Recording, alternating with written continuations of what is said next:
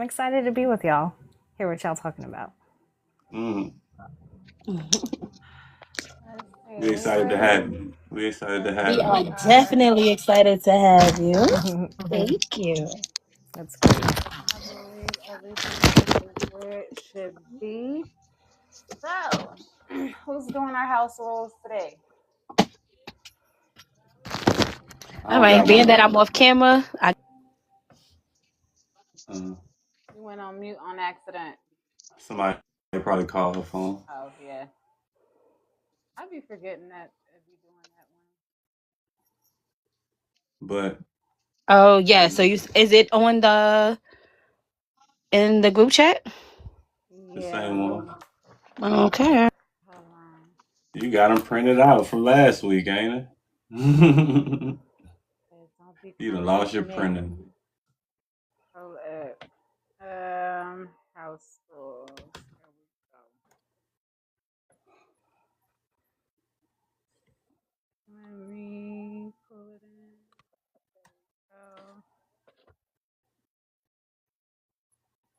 There What y'all doing? we go. Copy. Paste. Boom. All right.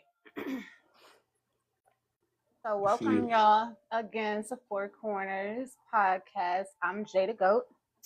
A little back, my corner is Texas. I'm from Detroit, but my corner is Texas. So we're gonna introduce ourselves first and go around.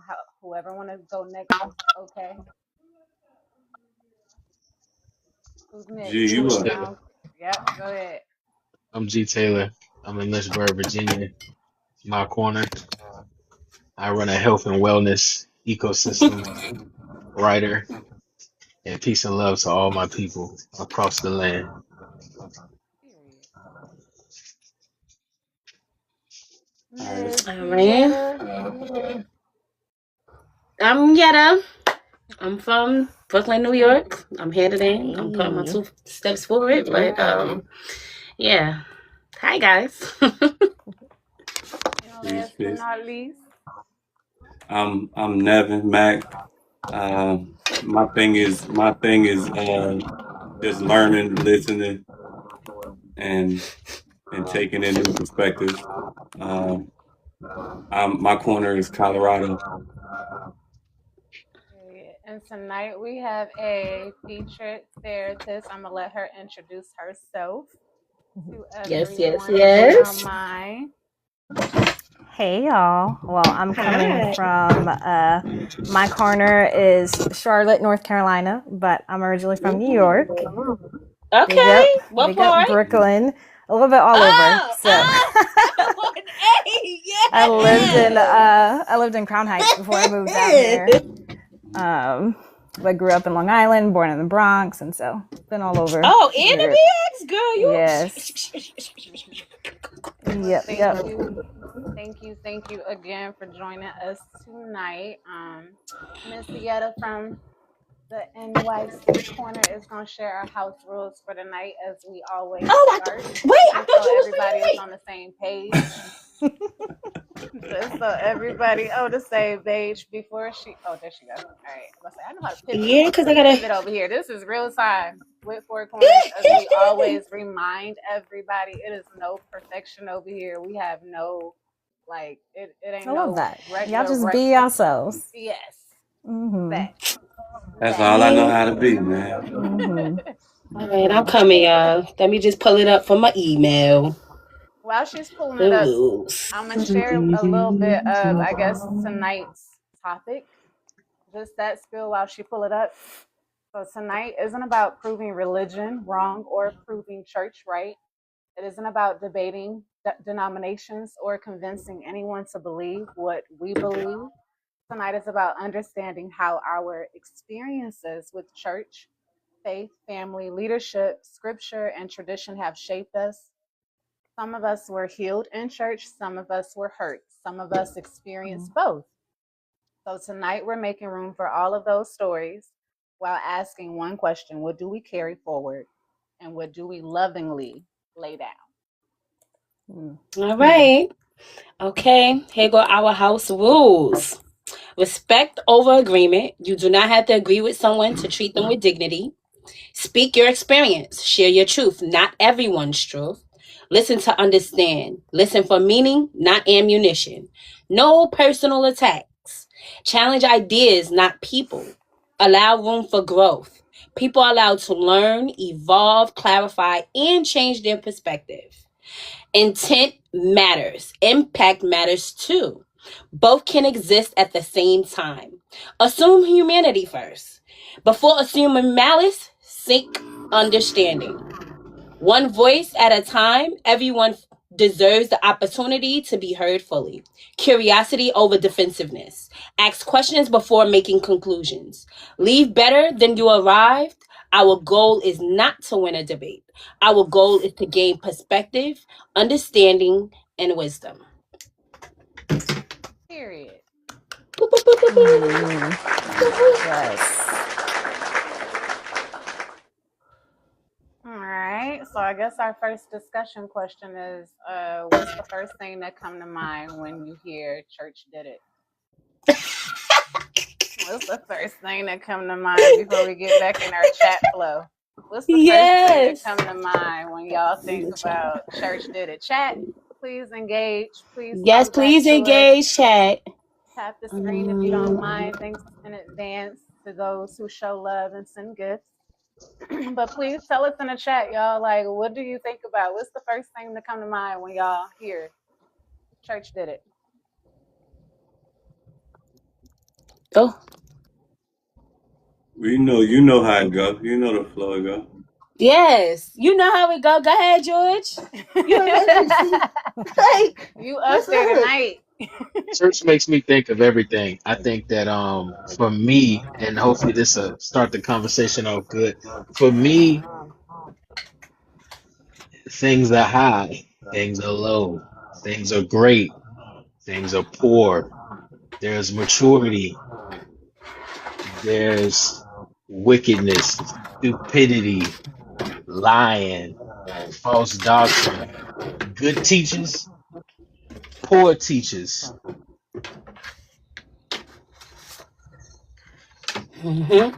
Mm-hmm. For me, church gives a Mm-hmm. full array and spectrum of cause and effect and emotion. That's what comes to mind when I think of church did it. And of course, as humans, last but not least, we usually tend to remember we be trying to talk about what hurt us. So that's how we be. That's just us being human. We think about like, yeah, I remember what you did to me. I remember that. I remember that. So that's it. Well, apologies, Miss Kimberly. We No, it's go okay. like what past the mic to the left, which is Mm-hmm. yeah. So you would be next, and then Yetta, and then Nevin, and then out like that way, or we'll Sounds go good. the other way. Okay. Well, I'm following y'all's flow. I'm a guest, so whatever y'all want.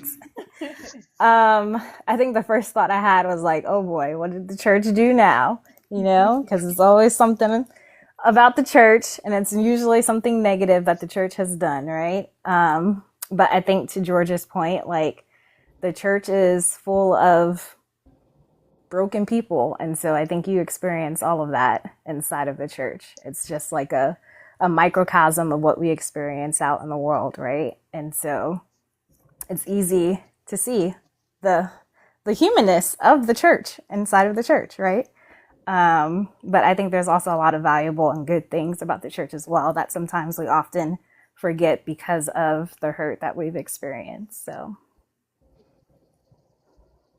Queen May. Yes, I agree, sister. Yeah, good point. Church did it. It just makes me think about life. Just life, everything. Church did it. It's true. I mean, makes me think about my roots, makes me think about everything. My beginning. Um, that's what it makes me think about. My roots, my beginning. mm-hmm. What got me to here. Yeah. Good and bad.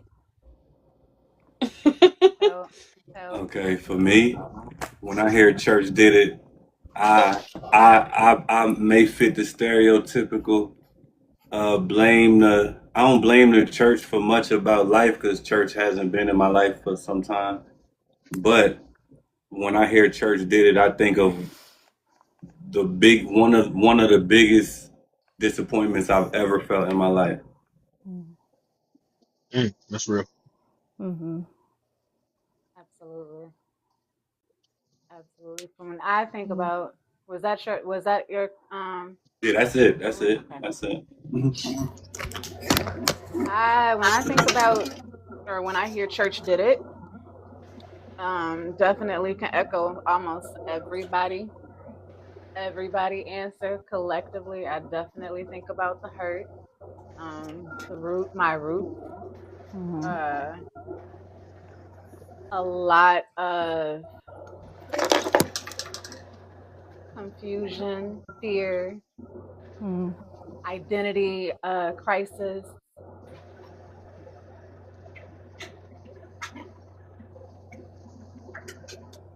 Those are some things that come to mind when I hear church did it. Like when I hear church did Mm-hmm. it Mm-hmm. for me. Yeah, that's good. I also think we think like church did it, but I also think, did God do it? You know?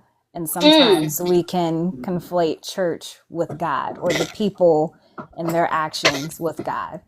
And those are two separate things, Thank right? you. Mm-hmm. Facts. Definitely agree. They're separate. So when we hear okay, what is your definition of church? Let's go there. Yeah. What is your definition of church? Yes, I would define church as a community, and I'm coming from obviously, I'm assuming we're all coming from a Christian perspective, but I define it as a community of Christ followers, and that includes a lot of imperfect people who are following Christ imperfectly, right? But it's also the community aspect that's really important. And so, like Getta said, like church is also where I got my roots from. It's my beginning. Like I would not be who I am today without the church. And honestly, one of the reasons why I became a Christian counselor was because of the things that have gone on in church, that I wanted to help correct, and so that we can have honest conversations like this.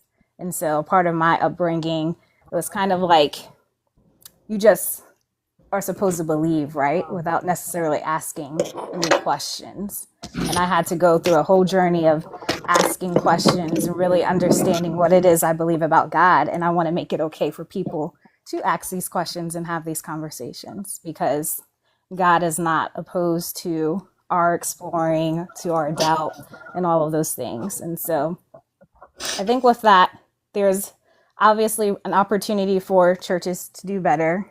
But I do think it's also been a space, especially in the Black community, of safety and support, given our history in this country too. So, Mm-hmm. Mm-hmm. Mm-hmm. Fair. Mm-hmm. What about you, Miss Ghetto? What's your definition of church? It used to mean many things. I think back on my digital footprint and how many times I might have wrote on Facebook, I'm a defender of the bride. I'm a defender of the bride of Christ. Like, because that's how I grew up feeling. I always used to have to feel like, even right now, me now versus me then, two different people. Because I was such a defender of the bride. So I felt to critique it in such intensity is a bad thing. Was a bad thing. So now I'll just say church is many things. It can be many things when the intent is right. But now I don't know.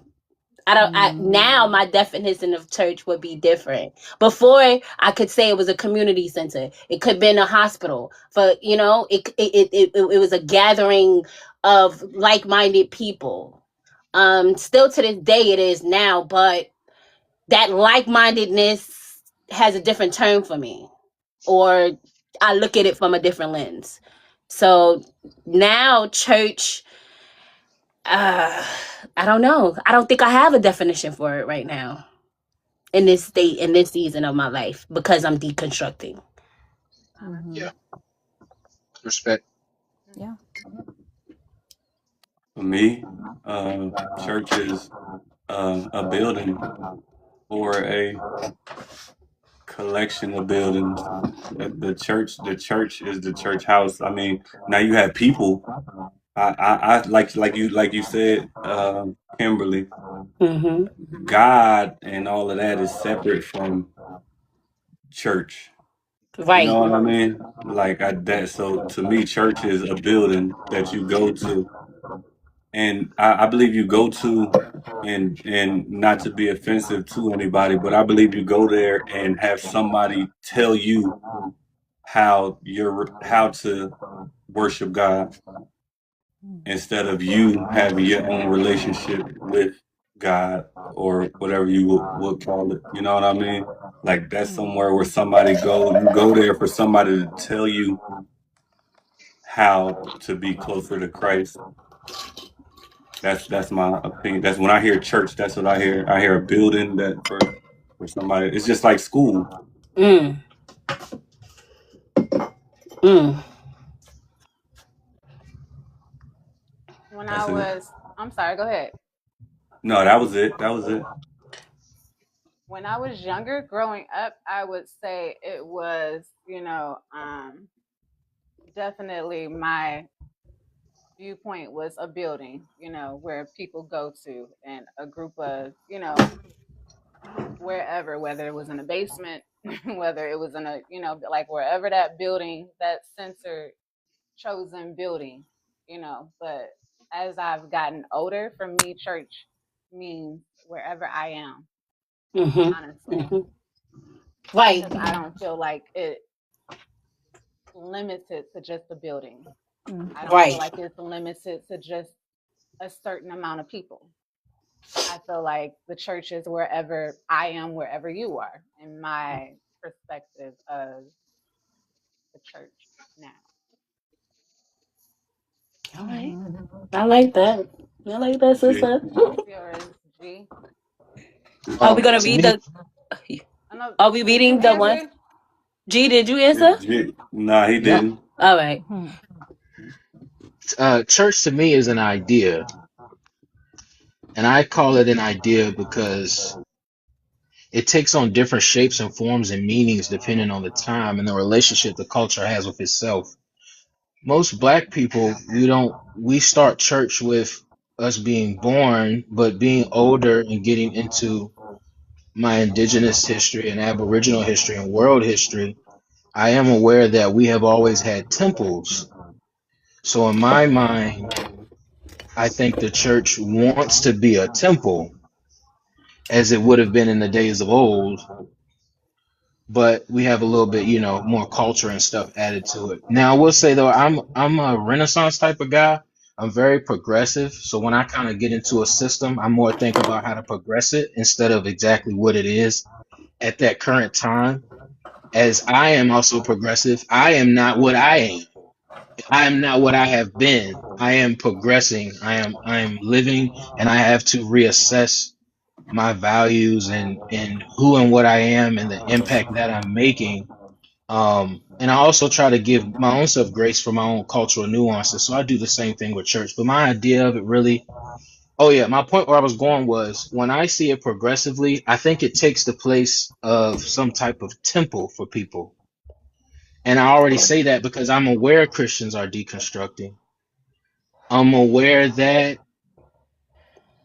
a Muslim may fall in love with a Christian or a Christian with a Muslim. I'm Mm-hmm. aware that the children will then have two religious parents. Mm-hmm. I'm aware that you have Christians and Muslims that some people really try to raise their kids under certain thoughts. You have also Christians that say, well, I love Jesus, but I decided not to just raise my child like that. They try to. My point with bringing that up is we're going through all these different nuances of like what type of Christian we want to be, what we want to say, we don't want to say. Some of us had legalistic parents. Some of us had great Christian parents.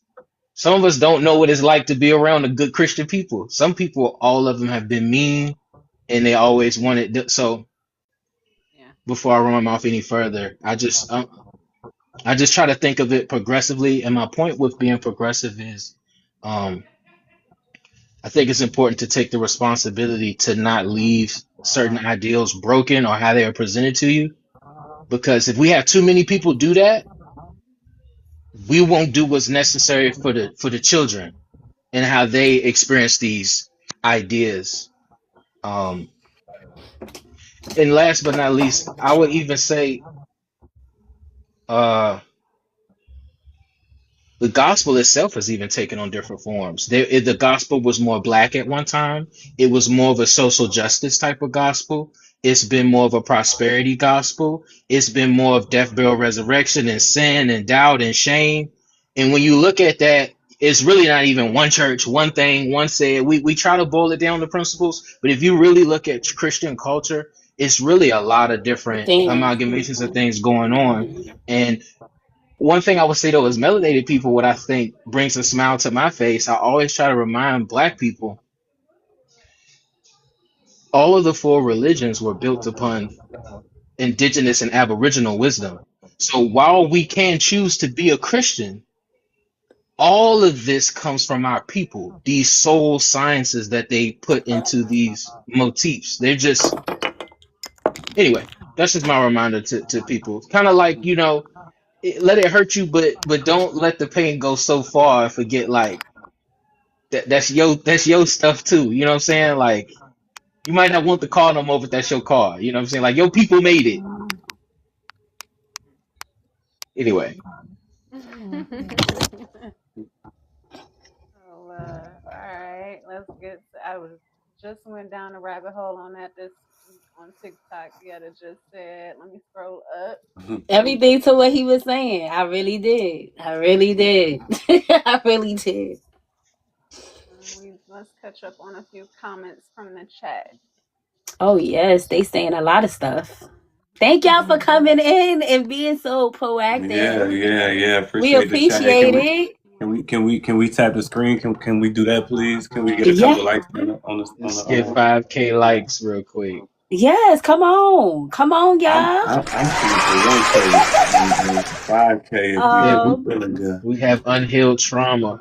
I agree with that. Ooh. Boogie said, Yes. did God do it?" As far as piggybacking Kimberly, when she said, did God do it or did people do it or Yeah. you know, sometimes he Mm. removes us because he knows that particular nucleus of church was not right. He also says That's in definitely Timothy, happens. He makes you uncomfortable. Ooh. he Mm. makes you uncomfortable. Yep. I grew up Let's see. Baptist. Church to me means family, community, who we go to when we all need and then hurting. Yes. Yes. The intent. Yes. Intent matters. Yes. Yes. Yes. Intent Said and very bad. impact. Yeah. Intent. Yes. Intent matters. Yes. Yes. Yes. Intent Said and very bad. impact. Yeah. And I impact had to is both. learn that. It's Yeah. both. It's both. It's literally both. You can't have one without the other. Because some people move from one or the other. Right. Or think, intent excuses, their impact, which it Yeah. doesn't, It doesn't. It I doesn't. I know It don't. y'all And doesn't. heard the impact road is to hell much, is paved much, with good much. intentions. Well, hello. Hold on. Repeat Man, it again, Brother George. intentional. I know y'all heard that. The road Say to it hell is again. paved with good intentions. Hello. Y'all just Don't got Hello. a have this. trim for the night. Hello. The strength of a woman said, yes, woo, I agree. Uh, deep at D to deep at, who was it? Nevin, probably. I don't know what that was to. I'm going to try to keep up What's with up? comments. I think it was something you said that she was agreeing to. And so if our conversation is about Christ, we are the church, K. Boogie said. Miss Haircare Mm. said, "You told us your name last time, and please charge my head, not my heart. You did tell us. Who? You Wait. remember Where are you looking?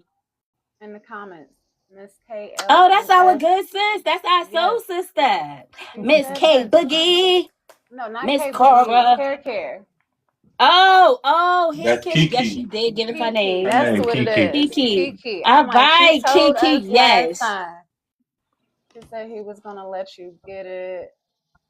And what else? I think we are. Oh no, we are not. We have unhealed trauma. Yes, we do. He makes you. You already said that part. All right. So yeah, we caught up with the comments. Y'all got the flow. Who want to introduce the next discussion point? Or you Okay. want You, me to introduce it? I put it in the chat. It's fresh. Yes. I didn't print anything out, girl. You know, I usually have everything printed out you, the last person who week. always do it. I was just asking before because I could bring it up. I was just asking if anybody else wanted to start it. But the I next, know, listen, you know I be helping you, sis, but this week, come on. You do just fine. Yes. well, thank you, You do thank you, just thank fine. you. All right, Yeah. one word that we're gonna, because we forgot this. This was our icebreaker, really. One word that describes your church upbringing. One word, Woo! just one. One You word that being funny describes your tonight. church That's so upbringing. hard. She said one word. I know. One. One. That's hard. We Molestation. skipped this one. That was number one. Mm. Yeah. What'd you say? I had Mm. molestation. I had molestation in my church when I came up. Mm. Hate to hear that. Sorry that Sorry. happened to Yeah. you. Sorry. That that That's that not okay. It didn't happen to me, But but it was he's in my. saying It it's was in the yeah. It was in my church. atmosphere. It was one of the most biggest things I remember. Mm. Mm. Mm. Yeah. Wow. That's terrible. And they went to That jail is. years later. Mm. Mm. Like when the boys got older, one of the brothers went to jail, and it was deep too. Cause hold on, we don't need to talk about it unless y'all want to talk about We can talk. That's it. the Oh point of this. boy. Hold Oh yeah, on. okay, yeah, yeah. In my experience, so I'll give you some background. Once again, I'm G. Taylor. I'm from Lynchburg, Virginia. I always ground that and bring that back up because Lynchburg, Virginia is the same city as Liberty University, which has conservatism. It has white exegesis of doctrine. It has all of the doctrines. There is even an ice center here called the LaHaye Ice Center. The guy that wrote the Left Behind series, they put that there. So I'm bringing this stuff up because I'm just a young black boy just looking at these things. I don't really know what's going on. Um, the first leaders that I met were all Christian men. Um, anyway, so I'm surrounded by blackness, colonialism, reclassification. Who am I? American Indian, church. Anyway, I'm just giving y'all that's my environment. In my particular church, though, there was yes, molestation. When those boys got older, apparently one of the predators was doing this at school as well, which was also kind of weird because when situations like that happen and somebody gets a case and it's like at school, you automatically start thinking like, oh, they was definitely probably doing it at the church. That's Mm. just where the situation. Um, I also had my grandmother broke bread with me and told me that these people were kind of running from some type of case before they had got here. So I heard a lot of stuff and it was very just weird to me. Oh, and I'll bring this up too. Nev gonna like this. In church too. No offense to nobody. I'm just a young boy trying to gather myself. That was the first place where I kind of saw the fem man. And Mm. what's weird about a feminized man is when you see a gay man or something like that in the street, I think that hit different. That was normal. Like in black people, we always kind of had someone saucy in the family. But when it was in the church, it was kind of for me as a boy. I really didn't understand, especially if it's in leadership. I'm not talking about no rank and files. I'm not talking about normal people like a member of the church. Nah, I don't blame members, but like within the pastors and the leadership, I started seeing. You know what I'm saying, y'all? Mm-hmm. Certain niggas was sassy and different stuff. It was just a lot to take in. I'm like 6. I don't know what's going on, and then I'm learning about God and myself. And anyway, it was just. And looking back, it really was a lot. Really. Sounds like there's a lot you were exposed to. Lynchburg, that you Virginia. probably Yeah. wasn't ready for Hell or no. couldn't understand. Yeah. Heavy, Mm, for sure. mm. What about you, Miss Kimberly? My one word, honestly, it's gonna be love. And it's funny because I've been reflecting on this for like a minute now because I do hear a lot of like hard stories about the church. But I really have to acknowledge like the positive in it too. And so I would say love for me. I grew up Baptist. Shout out to whoever else was in the comment that said she was Baptist. I grew up Baptist too. And my family was anchors within the church. My parents were deacons. My grandparents were deacon and deaconess. My school was in the church. And so that really was where I learned how to connect with people, to grow and feel supported. And there was things that families did together. We went on vacations together, went to each other's houses and had dinner and stuff. And so it was just a community of love for me. And so that's what I'll say, my one word to describe it. That's great. I'm glad you had a positive experience. And now I've had some other experiences too, but early on, I would Overall say one. overall, that has been the defining factor. I've experienced a Good. lot of love in my church experiences. Good. Um, I don't think it's a descriptive word, but it's a two word. It's two words, but I don't think it's an adjective. I feel like the word is a verb. So what I will say is hypnotic rhythm. Um, reading Outwitting the Devil. That has become my blueprint for life. Me and Janae was talking about that on the phone, and the fact that she even knew what I was talking about. When I started like going through how I term things now due to that book. But hypnotic rhythm. And in that, I will say, yes, my church was compelled of people um that experienced hypnotic rhythm. Whether they became a drifter ultimately or a non-drifter ultimately, i.e. me. There's a few who's non-drifters like me, and then there's several of them that's still there that are drifters. So the best thing that I could describe that part of my life is hypnotic rhythm. Like, some of us took the pill and we engulfed it for life. Some of us took that pill and said, so, I mean, that's all I'll say. It was a lot of good and a lot of bad. But the bad have endless impact that I just say in this day and in this climate is a no for me. Okay. What about you, bro? For me, my word is I think I stated what it was in my first thing, but the one word would be disappointment. I mean, since everybody gave their background, I give mine. So I was raised. I mean, y'all know, but whoever don't, I was raised by my grandmother. Well, I call her my grandmother, but she was really my grandma's friend, my great. You know what I mean? So she was born in 1915, though. That set the way that I was raised. So we went to church often. Like, we went to church often.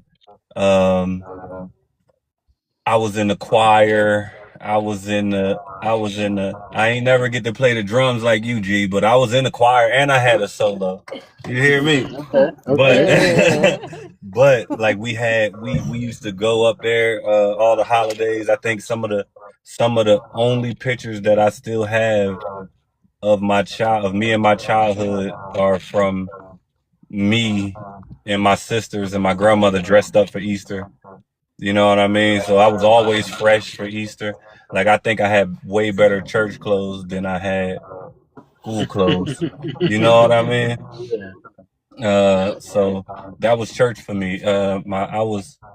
We went to church at least 3 times a week. Sometimes Then you go two, Word. because two of them is on Sunday. Because I had to go to Bible study and then go to church. You know what I'm saying? So I was in church, and then things progressed, and it didn't end soft. Let's say that it didn't have a soft landing at all. And I'm sure that we'll get more into that with the questions asked. Word. Mm.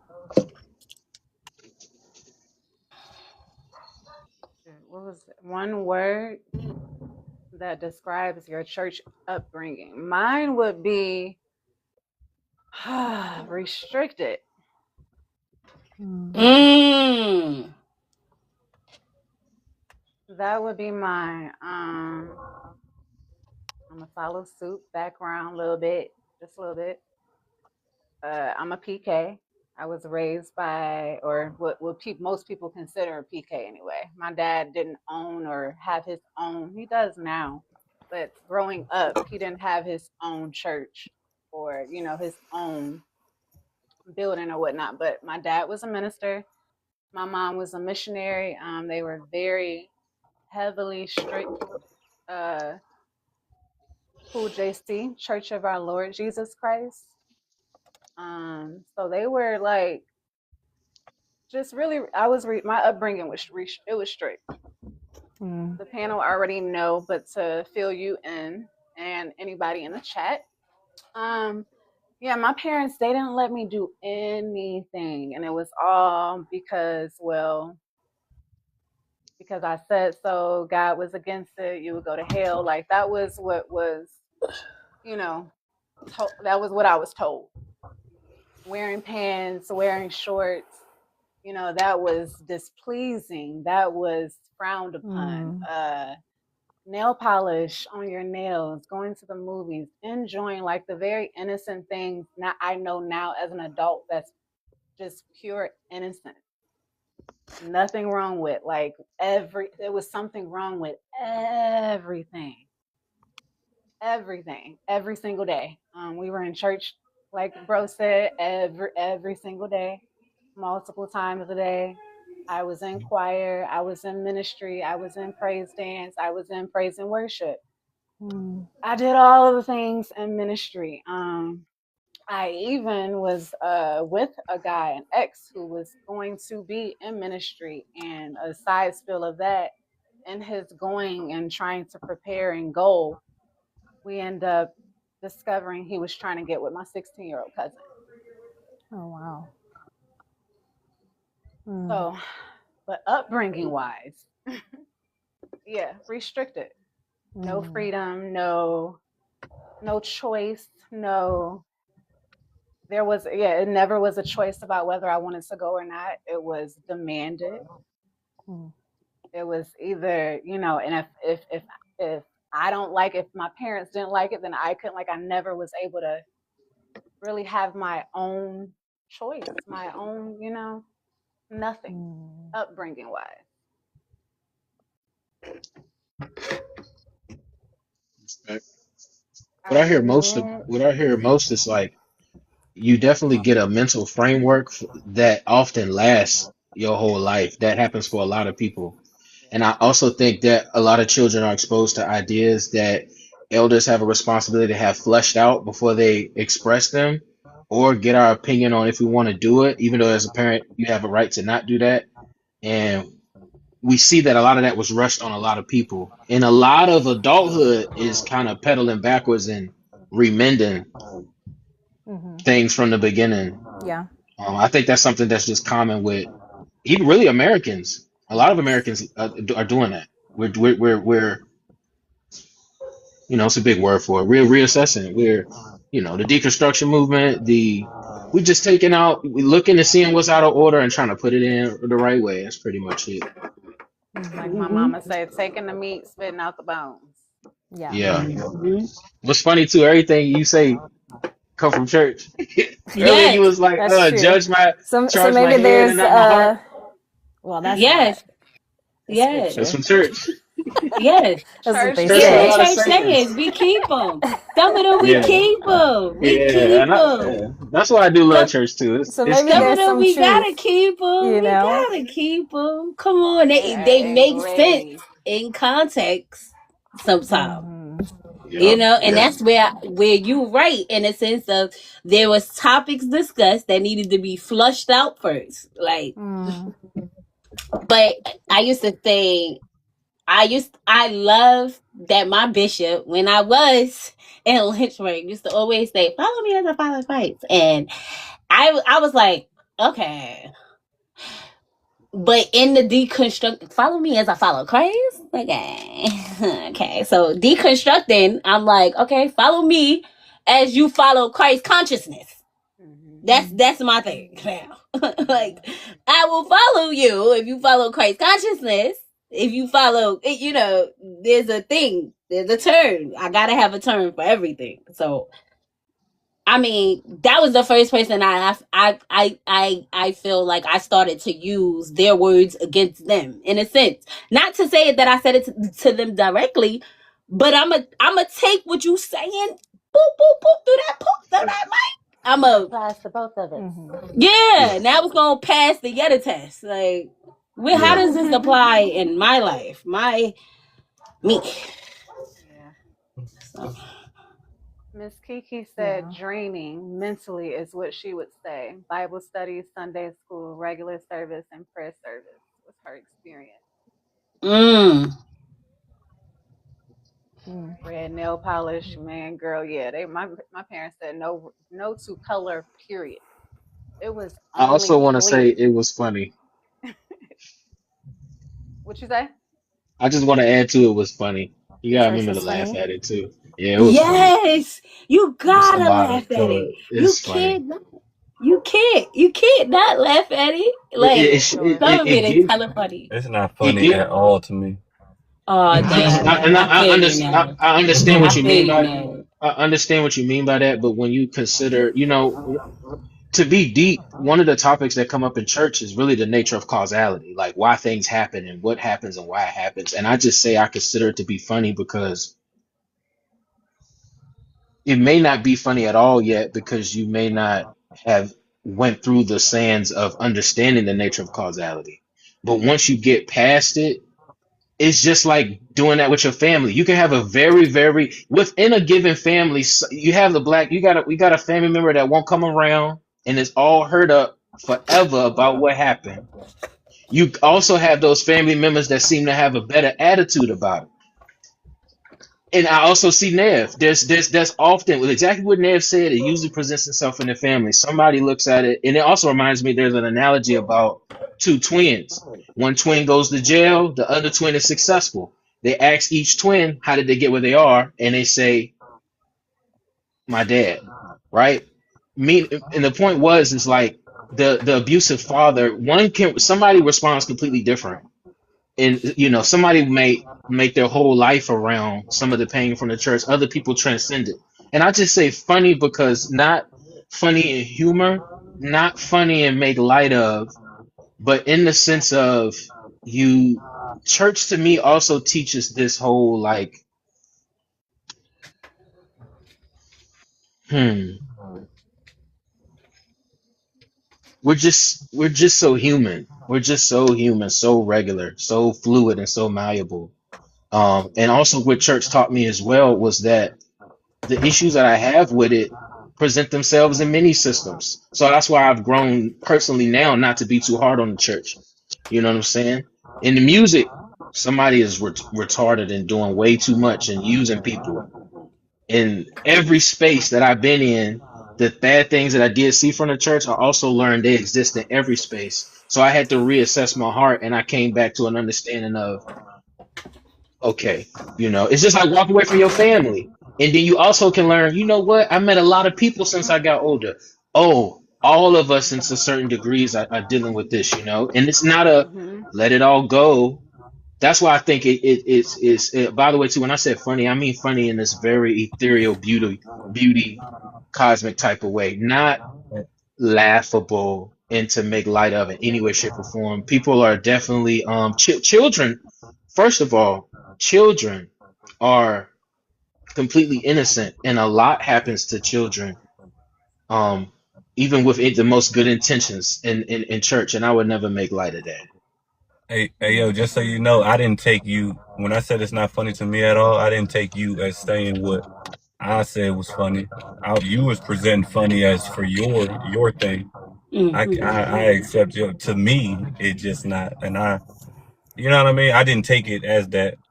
In Nah, case you you was cool. explaining it to me, I didn't take it as that. No, I'm just doing it for the people. And I actually meant funny out direct too. I meant funny as in church culture. I didn't mean funny as in my church experience. Even like Medea. Like, Medea is a big part of a lot of people's lives. Some people hate Medea. They think it's literally trash. They think those skits are trash. See, Nev don't like Medea.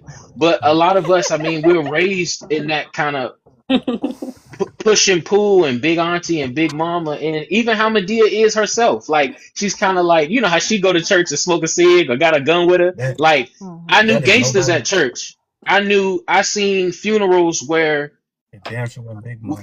anyway, it's a lot. Church Well, got I think that everything. goes back to what we said in the beginning. Like, it's an example. It's just a smaller example of what we experience out in the world. It's filled with all different types of people and often just imperfect people, which is why I go back to it's like you have to separate what happens in the church from your faith in God and who God is and his character, right? Because we're never Yeah, can I? gonna go ahead. No.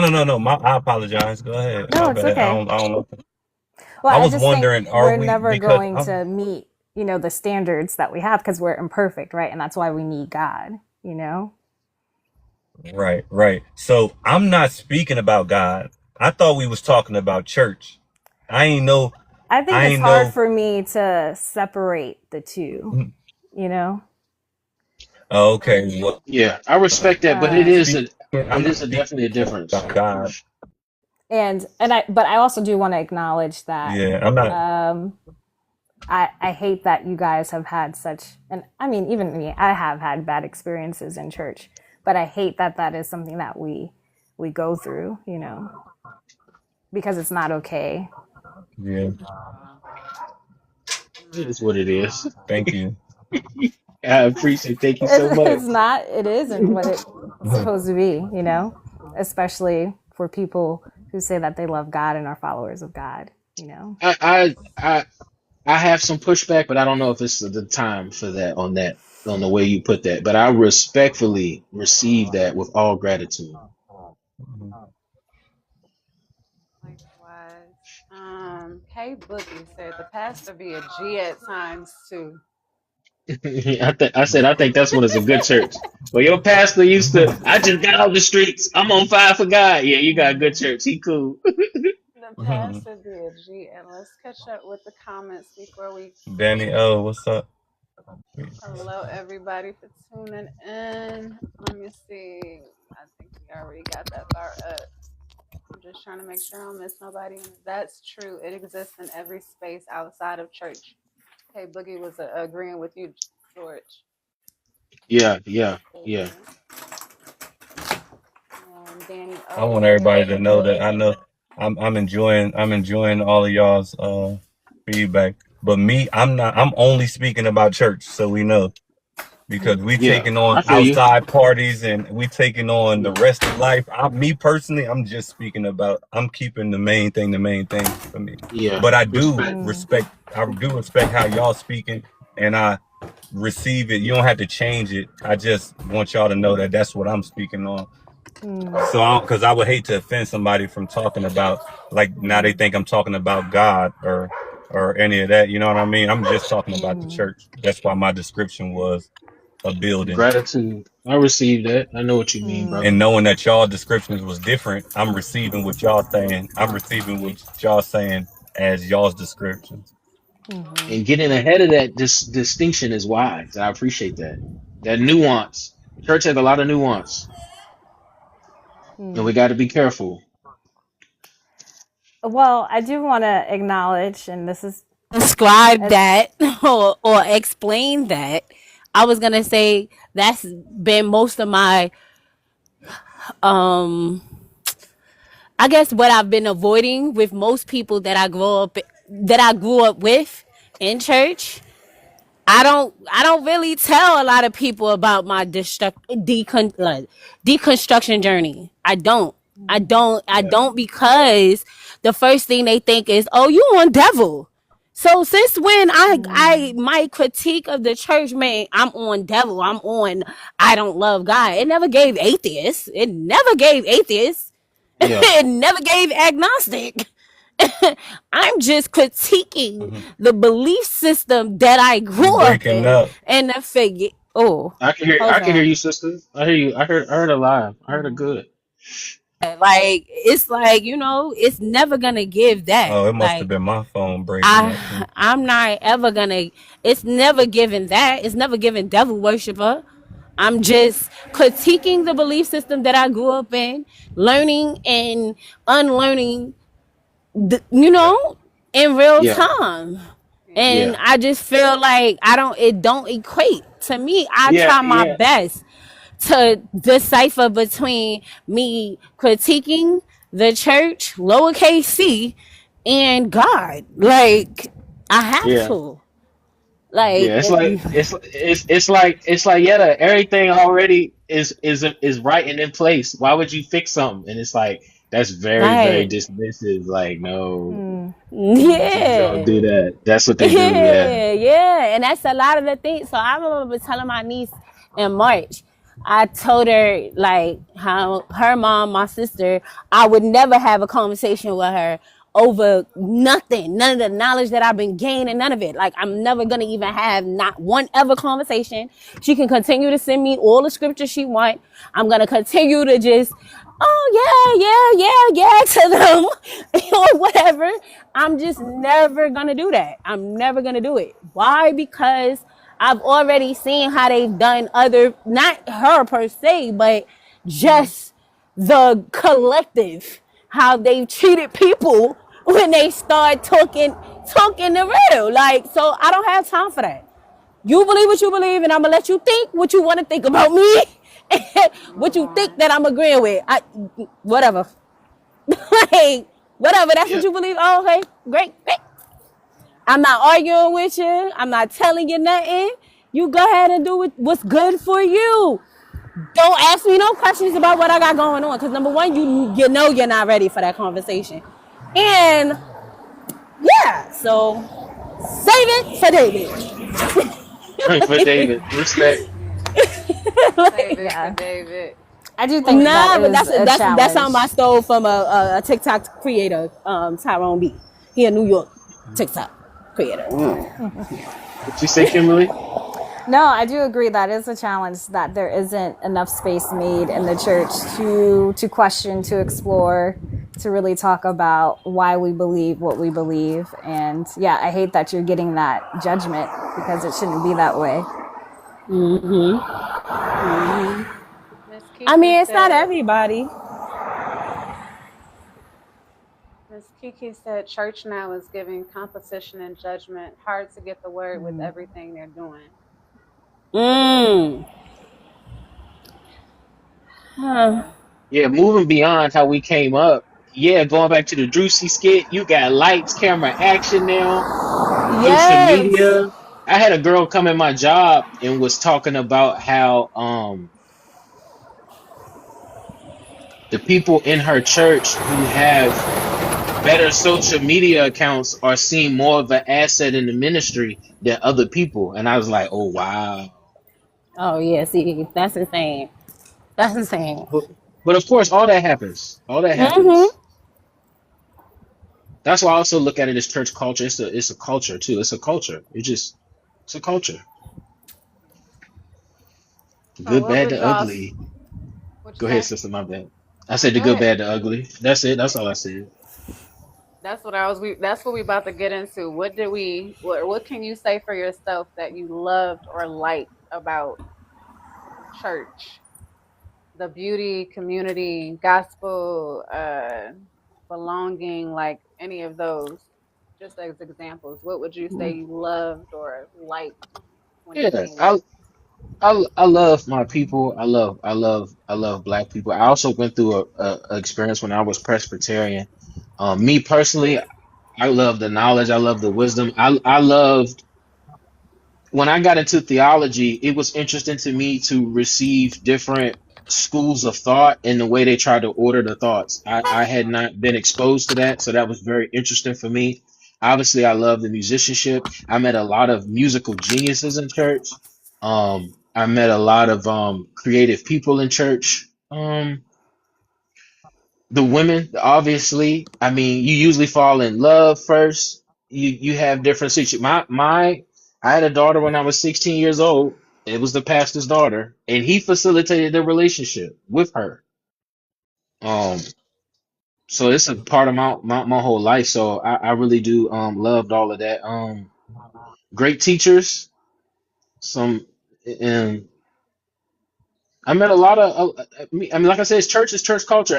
Everything good that I found about life in certain ways too. I've also seen, in the church as far as just people, different classes of people too. You got kind of poor church. You got the snootier church, like people live on better sides of town. You got more of a hood church. You got churches people don't go. So all of it. I really loved it though. I really am a lover of life. I really loved it, like a Big Sims thing or something. It was cool. Mm. And last but not least, music for sure. I love gospel music. I love gospel singers. I love Karen Clark Shield. I love Kurt Franklin. I love all the organ players. I love James Small. I love everybody. PJ Morton. And I also loved, well, also another thing I loved about church was some of the transitions. We don't talk about that. Like Spanky and all of the soundcheck band for Ty Tribbett, they had played for Lady Gaga and all these other people. PJ Morton from his daddy, Pastor Morton, he played for Maroon 5. So another thing about church for me was that a lot of the musicians transfer right from church right to the main stage. And I really thought church was really amazing for that. That church prepares musician. You go to church, and when you're done at church, you can play for the whole world now. I always thought that was a Mm-hmm. very um um to me, honest, I don't want to change the subject, but that was a good thing for me, music wise. Mm-hmm. That's what I loved. Okay. What about Yeah, you, I agree Lisa? with that. Like, it not only prepares people musically, but even me. So I mean, I sing, so I was in the choir and all of that too, and so that gave me that training and foundation. But even in speaking and being able to communicate, I don't know if you guys had to do those speaking oratorical contests and all of that, and I was on Definitely. stage welcoming people. Where else do you get that experience as a child? And so I do think there's a lot that you can learn and it trains you and prepares you for in the real world, like actual skills, but I also loved, again, just like the community of being able to come and be with people and connect, and also being on mission, and so serving and being with people who knows there's like a greater purpose, out there, to be able to love and serve one another. And so there's so many things to be said about the good things about church. Yeah. Okay, bro. Okay. Uh, yeah. Well, the good things of church were when I was growing up. Again, my grandmother. I was raised by my grandmother. That's who I loved, and she loved church. Like she was the mother of the church. She was so church growing up was like we always ate good food. It was always like it was a family. Like, well, you know what I'm saying? Like church was a family outside of the chaos. Because where I grew up, it was all hood churches. It wasn't no, Mm, you ain't have no variety of church. Well, not well, mm-hmm. yeah, yes you did. You had like the other side church, and their church was better than ours. But for the most part, church was cool. It was. I mean, the people there were mean to me, and I understand now because I was a troubled kid. So back in the day, if you was bad, it had to be the devil in you. You know what I mean? So Mm, the women, like the older women there, were mean to me all the time. They was pinching me all the time, and mm, all of that. But outside of that, the way it made my grandmother feel, I would say I would say I loved that about church. I loved the way that while we were there, everybody loved on everybody. At least while we were in that building, everybody loved on everybody. Yeah, that's what I loved about it growing up. Definitely can piggyback with the latter, and start there for mine. As far as community and fellowship, I loved that part about it. I mean, because my parents didn't really let my neighborhood experiences were limited because living in certain, neighborhoods and environments and so forth. So my biggest interactions were at church because we were there majority of the time outside of school, and regular in between. But praise and worship, that'll definitely be one. I love music, I guess as a whole, not just praise and worship, but music as a whole. Um, there's a let's see, I love praise dance. What else? Loves and likes. I will say that I learned or I exercised talking in front of people a lot more then. That started there for sure. Like you said, Miss Kimberly, shoot, whether it was a scripture, whether it was a welcome, whether it was a greeter, whether it was, leading this song, meditation, like I did all the things and was had to whether I wanted to or not. So I Mm-hmm. will say that helped me as far as um I guess yeah, just engaging and my social skills, I guess in a sense, Mm-hmm. like not being afraid to talk to people. Yeah. I've never been afraid to talk to people. I've never been afraid to accept people, the differences of people. I never grew up with like everybody was welcome. It didn't matter, your height, your look, your background. Like I love like you said, for the space of it, for what I thought the space was of it then, you know, I love the unconditional, what is it, outreach of it. Mm-hmm. Yeah. Mm-hmm. And that would be my take. All right. So yeah, y'all pretty much said it. Same things. I'm a dancer. I started dancing at 5. So of course I praise dance, but I dance. People praise dance, but I dance. There's a difference. It Um, is. so with me adding the element of liturgical to it, oh, trust and believe. There was never a dry eye by the time I finished because I do what I do and I do it well. And it gave me confidence in my gift. It gave me the first place of where I guess I could say I was sure of my gift. Um, but then when it concerns speaking, I was always the one with all the awards after Easter speeches. Why? Because I learned my speech, but not only that, I performed my speech. I'm a child of the arts. I will always love everything artsy. Theater, dance, music, everything. I was in everything. I was in band. I played in the flute. I played the flute. All of these things are elements that came from church. I loved being in the choir. I loved everything about it. While I'm not a singer, I could definitely hold a note. Why I could hold a note? Because I grew up in church in the choir. One band, one sound. Like y'all singing together. You gotta learn them harmonies. You gotta learn them things. So people always think, "Oh, you can sing, yada." No, no, no, no, no.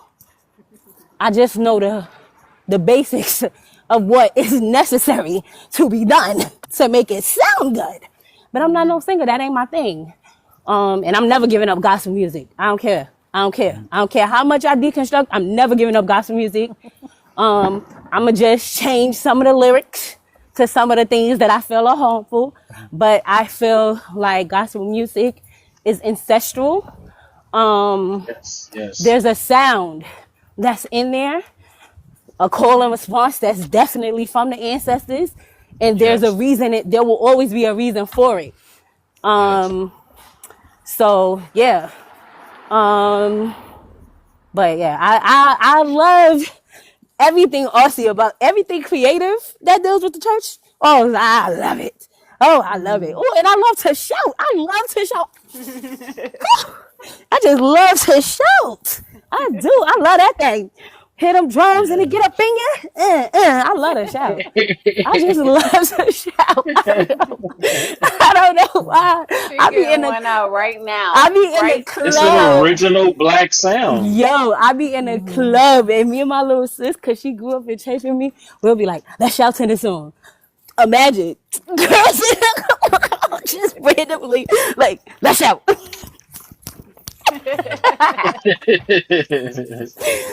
That is funny.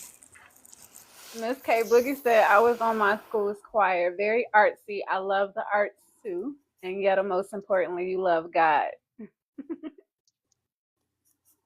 I don't know. I think she's moving in. All right. So the dislikes. We went to love what we love now, flowing into our next discussion space. The dislikes. What did you not like about church?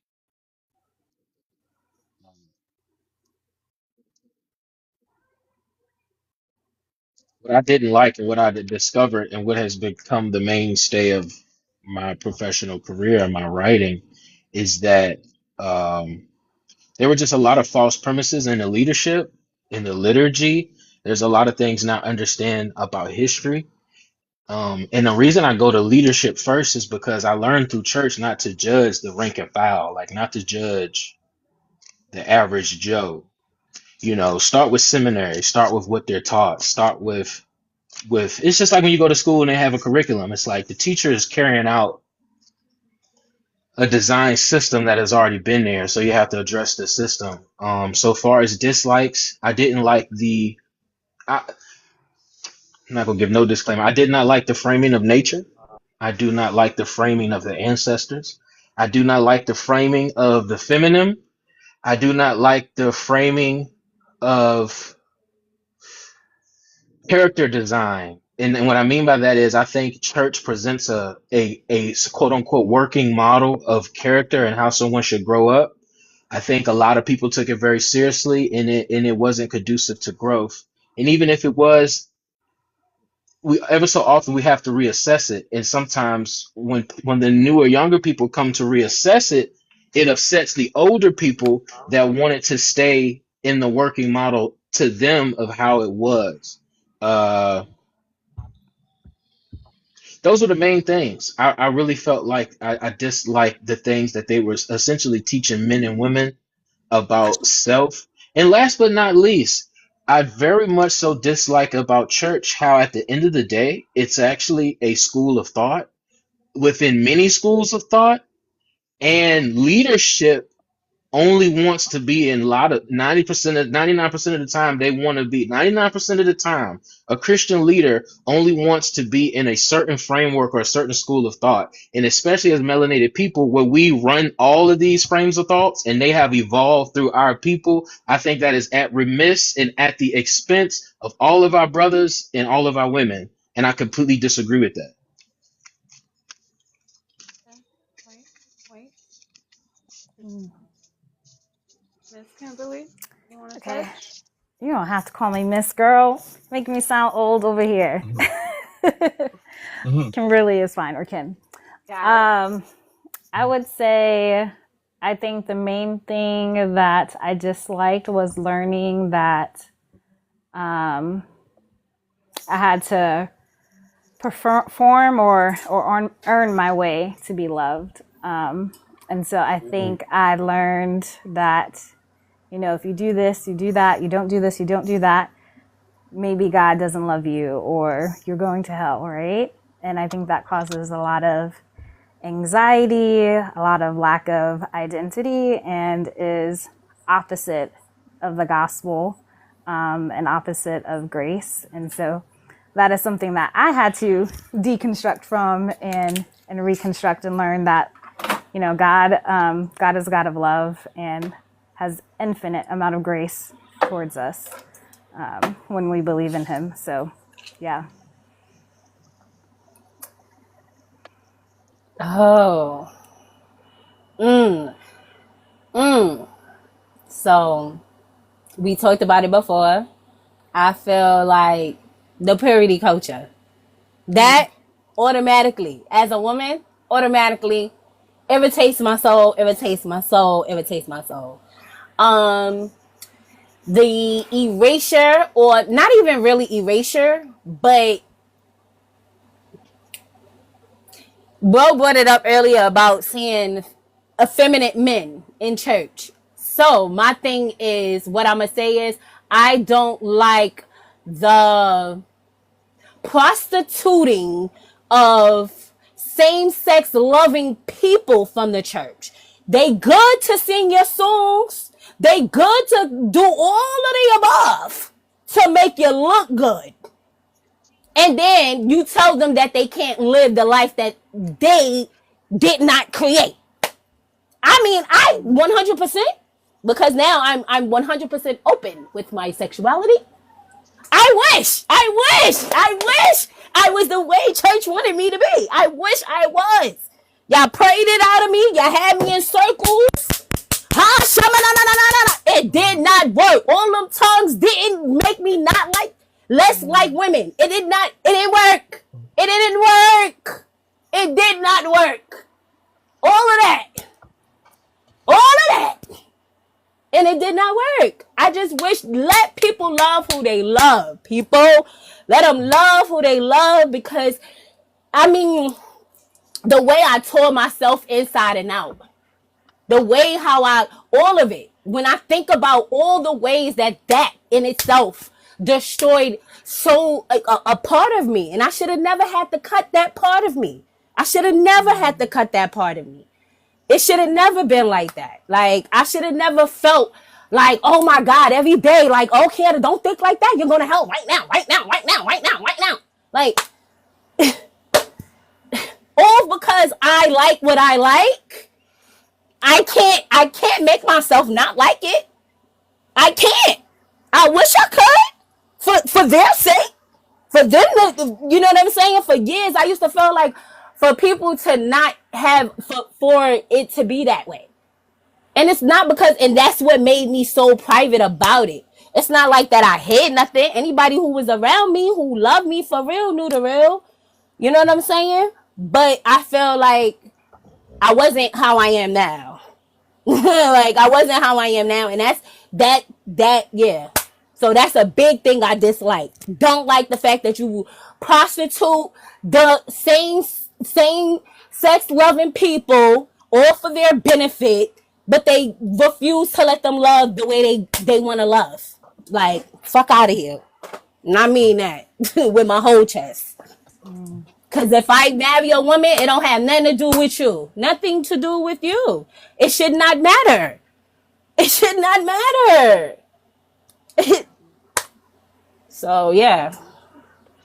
Not with it. All right.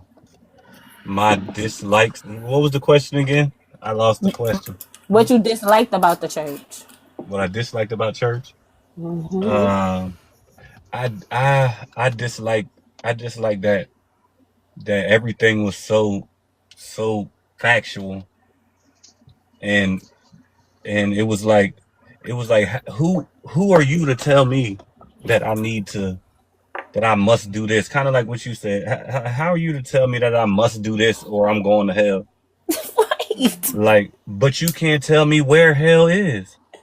Like like but so to me it was just factual. It was way too factual to then learn further that like stuff was taken out of the Bible, the way that they changed the words in the Bible, the way that one Bible say one thing and then another Bible can say another thing. Or then you go into the different religions. Like it's confusing, really. It's confusing, but it's still factual to each person, and then the one person to condemn the next person if they don't believe the same thing that they believe.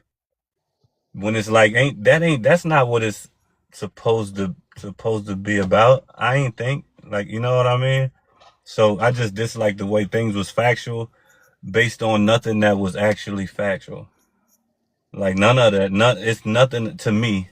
Nothing about church or even what's preached in church is factual, and that's the reason. That's the reason for it to be faith.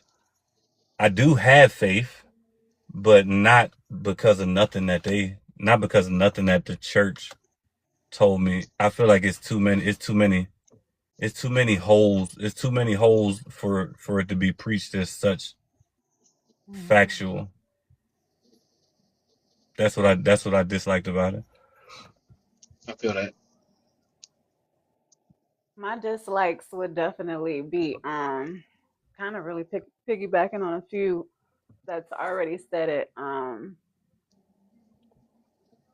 The selective judgment being like judgmental energy because like George, I think you said it in terms of like, okay, hey, we accept all, but it was just like I feel like it's selective judgmental energy because if you choose a certain way to live, you disagree with a certain belief, you want to, go a different route, whether it be anything, then we can't even be associated with you energy a lot within the church versus being unconditional because you can be unconditional without being judgmental and condemning. And I feel like it's a lot of people that condemn, which is piggybacking almost on everybody. Like you're not. I think I asked the question on my Facebook today as far as correction versus condemnation or condemning somebody. Like there's a difference in saying, hey, this may be better for you, suggesting, and condemning and saying, okay, well, if you do this, then you're going to freaking hell or you're cast away and you're not welcome, you're disowned, but a lot of that happens within the church. I've had so many relationships lost through just the fact that I don't attend church and I don't believe the same thing that they believed or we once believed together when it shouldn't matter. Like bro Nevin said, and all of us agree, like, it should not, because at the end of the day, do we not have freedom to choose? And at the end of the day, I feel like one thing that regardless of all the different, you know, versions and religions and opinions and this, that, and the third, at the end of the day, I feel like all of them, the one thing that stands out that I've kept with me is just love. Love, treat people how you want to be treated. So that's why when we touched the question church and even my like bro us right here, I feel like we're reflection. I am love, you are love. If we just kept it right instead of who's right, who's wrong, you do it this way, you should be doing it this way. But if we kept it at love, love, love, love, love wouldn't be casting out, love wouldn't be judging, love wouldn't be condemning, love wouldn't be side eyeing, love wouldn't be turning your nose up, love wouldn't be doing that. Love would hold space, love would witness, love would observe, love would love you in spite of, love would be there for you in spite of, just like it shouldn't matter. But within church, just the church space, I've been turned away the most from people. I've been turned away and cast and hurt by more people in the church than outside of the church. So those will be my dislikes as a whole. Yeah, just being like just the judgmental space, the restricted space, like I've already touched on. Like I feel like growing up, it really had a lot of people in a fearful state. Like I remember so many times, like literally in my, just in my own little, space. Like I'm tired of walking around scared. Yeah. Like you said, I dealt Yeah. bad and a lot of people never really saw it on the outside, but inwardly, I battled that stuff heavily. Anxiety, performing, feeling like I have to cross every T and dot every I, and if I didn't, then I am done. I lived that way for a very long length of my life. Like a lot of people come into church a little bit later and it wasn't for like I had no choice from infant all the way to high school. I was sneaking pants and shorts under my skirts growing in like 11th grade, 10th grade, like real conditioned program, like stuff that I had no choice of. I had no choice to do because of church, because God said, because the Bible said it, because it's this way or no way. Like that was it. So those would be my dislikes for sure when it comes to church. I hated walking around fearful. Yeah, fear fueled everything. It fueled everything. Like I can honestly say, just within the last maybe, y'all probably still kind of hear it low key. Like I'm still unfolding a lot of it because a lot of it was never really discussed That and or there's a lot of processed. unconscious. I didn't mean to cut you off, but I want to add to it, throw it right back to you. There's a lot of unconscious things we get from church too. You can't name everything that affected on you. For sure. For sure. It's We can talk embedded in about where it you. start. That's where I don't blame it, but I can be honest and say that's where it started for me. I definitely don't blame it because I feel like once you're an adult, you're accountable for you. You're accountable. That's why I Yes. said I start at the end of the day, it comes back to love with me. I move from love. Love. Period. Yeah. I'm Listen. treating you how I want to be treated in the best capacity that I can do it from my upbringing, my ways, my thought. Like I'm still unlearning, like all of us. I'm still reprogramming. I'm still reframing. I'm still sharpening a whole lot of spaces in and out. But at the core of it, Love. Same. I tried to come from that perspective always. Always. So. yeah. But I definitely don't blame it. And if anything, a lot of in my adult space, like how you Steven said, laughing at it, like I have to laugh because thinking about like where I'm at my mind space now and where it was, I'm like, how, why did I even think that it was real? Why did I really real life thought like if I sneak that cookie over there, I'm probably gonna go to hell. Like real life. So yeah, I agree. You gotta laugh to kind of because it's when you think about it, it's like it don't make sense. But that was a real sense that I Dang. thought, like it don't make sense. Yeah. It don't. But Some of it don't. that was conditioned and drilled in. We is 365 days a year. Y'all could put the back like that was drilled in for me. So that's why it took a lot for me Yeah, you in have to my unlearn personal all of journey. that. Yeah. I had to peel back a lot of layers. So emotions and lasting impressions, which goes into our fifth point. And we can 8:20 minutes. Are y'all good on time, everybody? Yep. Okay, we halfway through. Y'all, we halfway through. Emotions and lasting impressions, deep share. Specific memories that still live in the body or mind, as far as you.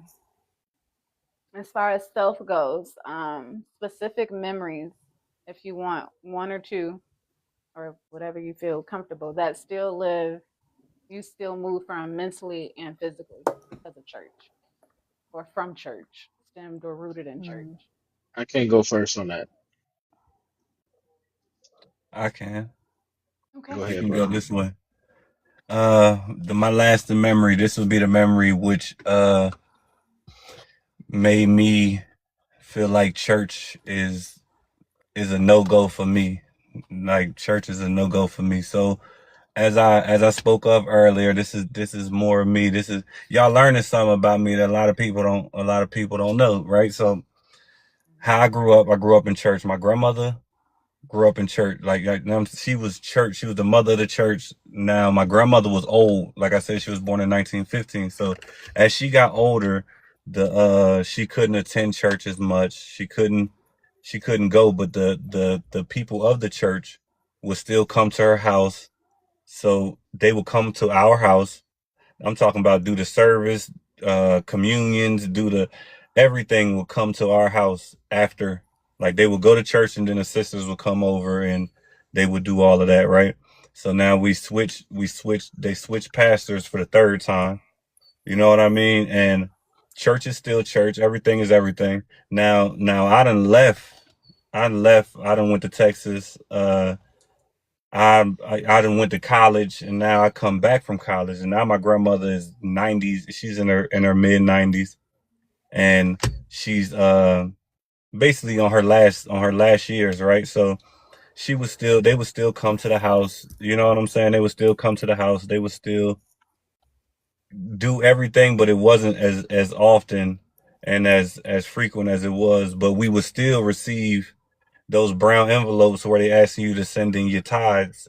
Like, you know what I'm saying? Those would come all the time. You know what I'm saying? But the services and all of that would slow down.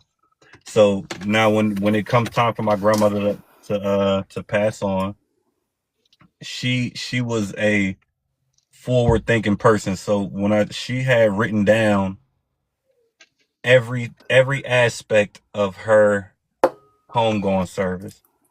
She had who she wanted to speak. She had what she wanted to wear. She had all the invites that she wanted to be sent out, but she still wanted it to be open. She had uh what she wanted served down to the food. I'm talking about she had every aspect was planned out, right? So now we get this and we bring it first we bring it to the lawyers and all of that, and then we bring it to the church. And we get to the church and the congregation supposed to have came together and decided that we would have to pay $5,000 to have the service there. We would have to pay another $2,000 to use the kitchen to have the reception at the church. We would have to pay $500 to have a different preacher speak in the church. Then if we wanted to use their kitchen equipment, we had to pay another $500 to use the kitchen equipment. You know what I'm saying? So the woman who devoted her, like, we only went to one church. She had been going to church for there for had to be 70 years. You know what I mean? Like 70, probably 70, over 70 years. And they charged us for every aspect of that church as if my grandmother was nobody. You know what I mean? Like as if she wasn't a part of the building of the church. I remember when they added on to the church and my grandmother was giving money to, like, you know what I mean? Like it was like none of that mattered, and we had to follow we broke her rules in one sense because we didn't eat there. We went to a different place to eat, but we really had to pay them people for all the different layers of what she wanted to do at that church. And from that moment right there, like that was like the I already was reading into things and finding out like holes in it and seeing, like, you know what I'm saying? Not the holes in the belief system, because I believe that you should believe in whatever it is that you believe in that makes you a better person and walk through life every day better. So not the belief system, if that made them better, but the that building, the supposed to be family, and the supposed to be togetherness and unity and community and all of the things, that wasn't none of it. It couldn't have been that. It couldn't have been that. You know what I mean? It ain't no way it could have been that, because the same way that they could come together to say, okay, well, we gonna go over here and go to her house and we gonna ask her for money and we gonna do the service with her and we gonna do all of this as a collective, they could have said, ain't no way we gonna do that to her. You know what I'm saying? But as a collective, they came together to say, well, this is what we got to do. And from there on, the idea of church and all of that is dead for me. Like Yeah. heart black, ice cold when it come to church. Yep. And then to see the progression of it is even worse now, from what I see. Mind you, I don't go to church. I don't, but you see what's brought to light, and it's like, damn, it's even worse for all the churches. It's a whole bunch of pastors and whatever you call the higher ups from the other churches that's doing bad shit. That they doing terrible things, and these are people that they would say were called by God, which then says like who, like you lying to me and God. If you ask me, you lying to all of us, and who. So like, how can you distinguish between who is really called by God to preach this word? And if you called by God to preach this word, why you got to go to school for it? Oh my goodness gracious. Mm-hmm. But that's my experience. That's my memory. Mm. Okay. So she wants us to go this way. So I'll be next. I'm back. I'm back. I'm back. Good memory. Just Good lasting memory, memory. I must Just say lasting memory. Not good memory, just a lasting memory. a lasting memory. Last an impression.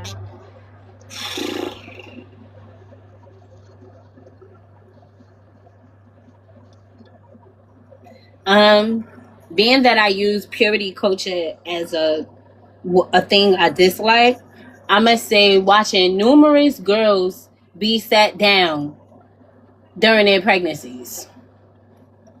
Yeah. Mm. Numerous girls being sat down during their pregnancies. Like they pregnated themselves. I'm never like homie, the dudes getting passes. These girls didn't jump on top of themselves and get Yeah. themselves pregnant. Yeah. But these girls getting sat down and these boys continuing to do whatever their positions were in the church, but the women being punished.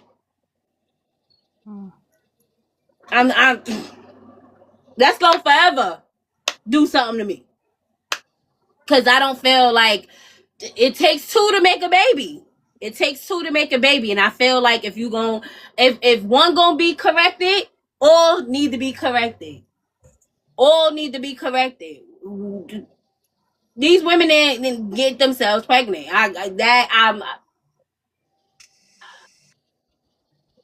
And I wish I could say that it was just young ages, but it was every age. If you were unmarried, you was getting sat down. And these men that was getting you pregnant was still keeping their positions in church. And I don't agree with that shit. What is sat down? I don't know what that means. Sat down is you're no longer allowed to participate in things. If you was singing in the choir, you can't sing in a choir. If you was a praise dancer, you can't do praise dancing. Okay. If you was a church youth announcer, you can't make the church youth announcements.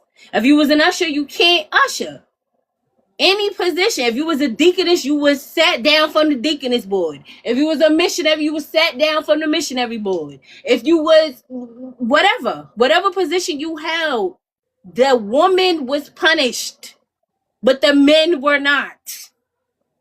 They were able to come and be like, oh, whatever. I don't know, whatever they said, because it was never whatever their apologies were, it was never public. It was never public where the church had to see it.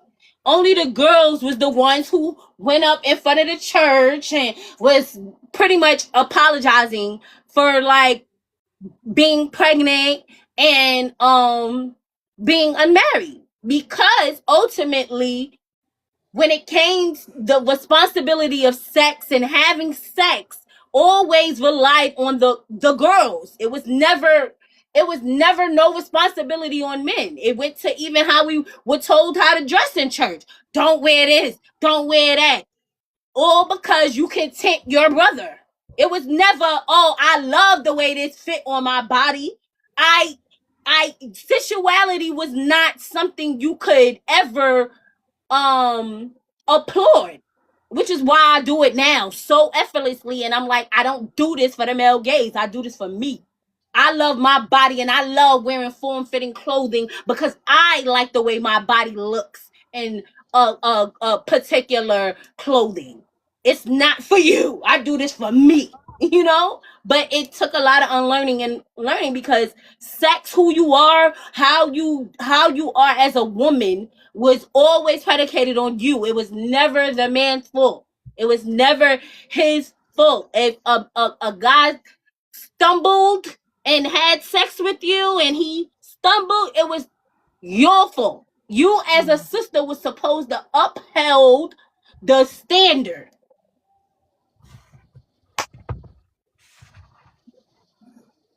So yeah. It was Hmm. real. Sister Kimberly,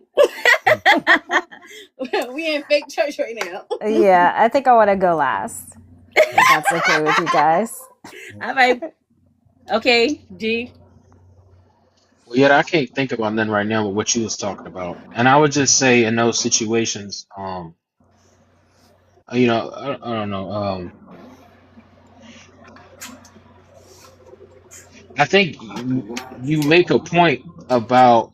Oh yeah, Janae, I do need the question again. I think it was about what was the lasting impression, Mm-hmm. and I think even in Yetta, I see you having a lasting impression about Yes. kind of the dichotomy of men and women that you got from church. Yes. And a lot of people, that's different because in my reality, I know tons of different things that happen to men, and maybe you haven't been exposed to that because when you frame it with women led. I think within the realm of church, the fact that mothers and fathers obviously have boys and girls, there's an array of ways in which these things affect each other. And I also say that to say I think it's important as Black people that whenever something happens, like and we see a side of the coin as we get older, we come to men and come to sisters and say, hey, tell me what happened. Because in my life, I only saw this because it is a lot of nuance. For example, um, I had a daughter when I was 16 by an upperclassman. She was 2 years older, and she was the pastor's daughter. And they did do what Yetta said. They took her away from me when she got pregnant. I never seen her till she was about 12 months pregnant. They did make her go before the Oh church. my. I talked to her about it at one time, and she told me that they showed her some verse. So apparently there's something that kind of gave that biblical precedent. And by what I mean by biblical precedent is not to put on the Bible. You had all of these cultural nuances of interpretation that comes along with church as well, which is another whole topic. Because everybody don't do that, but some people do. But even down to how Protestants they baptize infants, the way people preach once saved, always saved, or God's grace and mercy, they all actually take on different, depending on what denomination you are in, depends on how they exegete the scripture. It's not actually all the same. And I always remind Christians that because a lot of Christians type people that say it's all about Jesus. It's like, bro, I don't like when people say that.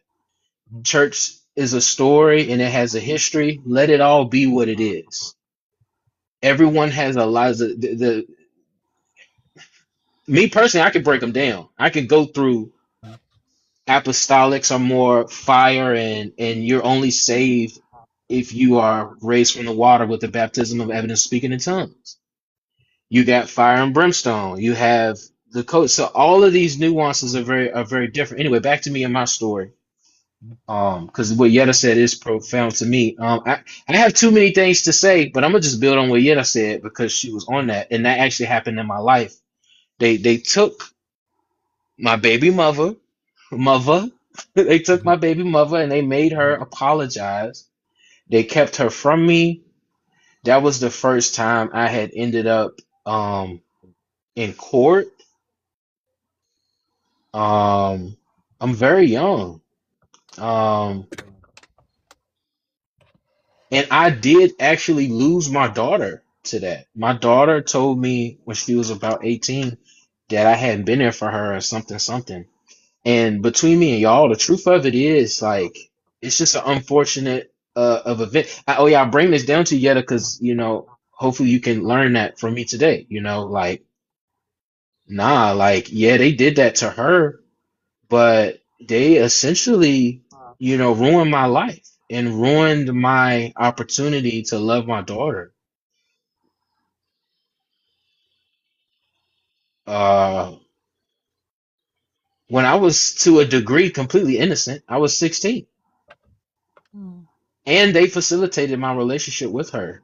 Um, and also going back to what Janae said, it's like y'all the home of grace. Like, if anything, surely we're gonna use grace in this situation. Like, if Mm. anything, if we have the power of God, of course, with the child in this situation, this is an example to show that. And we have these big situations where it's like, oh wow, oh, so the grace of God and all of this stuff is very applicable in all these other situations. But it just seems to be we all kind of, not that we all, I don't want to be trauma, I don't want to trauma dump, but we have these moments where it's like y'all really ain't show up for me. And it's like I'm like, where the blood of Jesus right now? Like it don't Mm. cover my situation. Oh, and, oh, you embarrassing my baby mama? Oh, you separating her from me? Oh, you keeping my child from me? Um, Furthermore, there was even this thing of like when I kind of started becoming more, this deep. When I was becoming more pro-black, I was frowned upon by church as well. As if Mm. blackness itself is a threat to Christianity or even my own self-identity. It's like you going way too far on the limb, bro, to understand yourself. Like, what? How can I even do such a thing? Like, I'm just trying. And it's like, oh, so we denying all of our black history now to just frame ourselves through Protestantism? And I say that because I know where church come from. I know about Protestantism, Catholicism, the papal bulls, the Inquisition. I understand colonial America. We have Jones Memorial Library, Research Genealogy Institution. If you ever want to come to Lynchburg and get educated, all that stuff is still free here. You can actually get back to the books here. If you come to Lynchburg, it's not all up in the air and opinions. You can go right to the building, right to the paperwork, right to the doctrine. You can get right to it. And so yeah, I'll digress on that. That was a true lasting impression. I have a lot of different things to say, but like I said, I'm gonna build on Yetta because I actually went through that situation and I still miss my daughter to this day.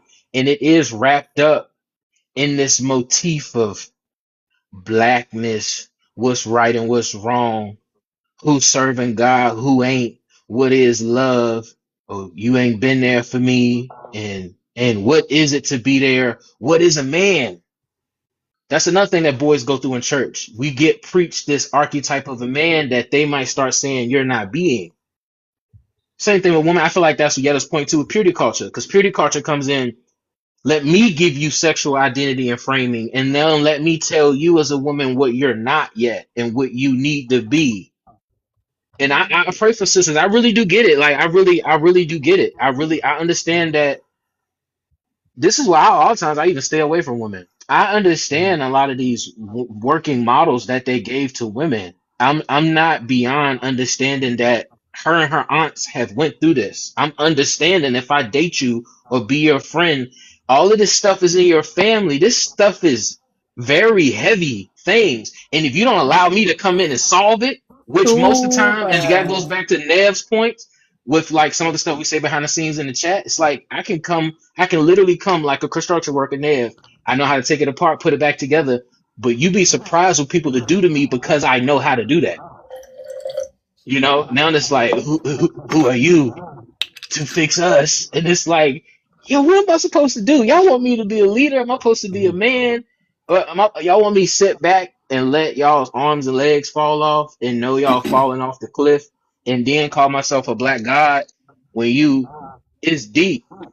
So I'm gonna digress on that because it's actually a array of emotions that I get with the lasting impression of how church. Like I said, I was digress. I'll give you one more thing. I just had a conversation the other day that meant a lot to me, and I won't break it all down. But someone said something to me, and I noticed that I can hear them and they can't hear me. And I just wanted to say that I started seeing that a lot in the church when I was coming up. It was like I'm like, yo, I don't think nobody can hear me. Like Mm-hmm. in this, and I want to explain this to y'all ladies. Dev, you too, but I just want to speak to the ladies for a second because I don't know if y'all know men go through this. Like, how can I say this? You you know how when I talk, I may give kind of like, oh, he intellectual, or some people even I've even had guys say, hey, why you talk like that? They think I'm talking like something. They don't understand it's me. They think I'm talking like someone. What? Now That's I've had me. men approach me like that. I've had brothers try to tell me like, hey, you don't gotta talk to me like that when you talk. But I want to say something about that. In church, I I saw in church and in my physical life that people couldn't hear me, so I kind of went down this road of like trying to articulate myself. And it I learned a lot, but it also does cause a lot of pain in the regard of, and I think this is relatable to everybody. At certain times you just could not be heard. It didn't matter how you put it, if you wrote it down, if you gave a poem, and it's just like, yo, how I came out of y'all's coochie. I come from y'all. Why can you not hear what I'm trying to tell you guys about my parents? Who am I supposed to take it to? I know you're not telling me to take it to Jesus. I know you're not fit to tell me to take it to God. I'm a child. That's what they're gonna tell What you. what do you want me to do? And I say that because I know so many people That's have what they're had to gonna hug tell you. themselves late at night and just put it all together themselves. I already know. I already know. That's why I don't be fooling people sometimes. It don't come from a place of like I don't fool with people. No, I'm very Pisces. I'm very tender hearted to what people have had to work through and all the different shit people will say Overly, to you while you overly, doing that. overly. It is actually very diabolical for you to get no rest. No one is going to walk you through these certain examples.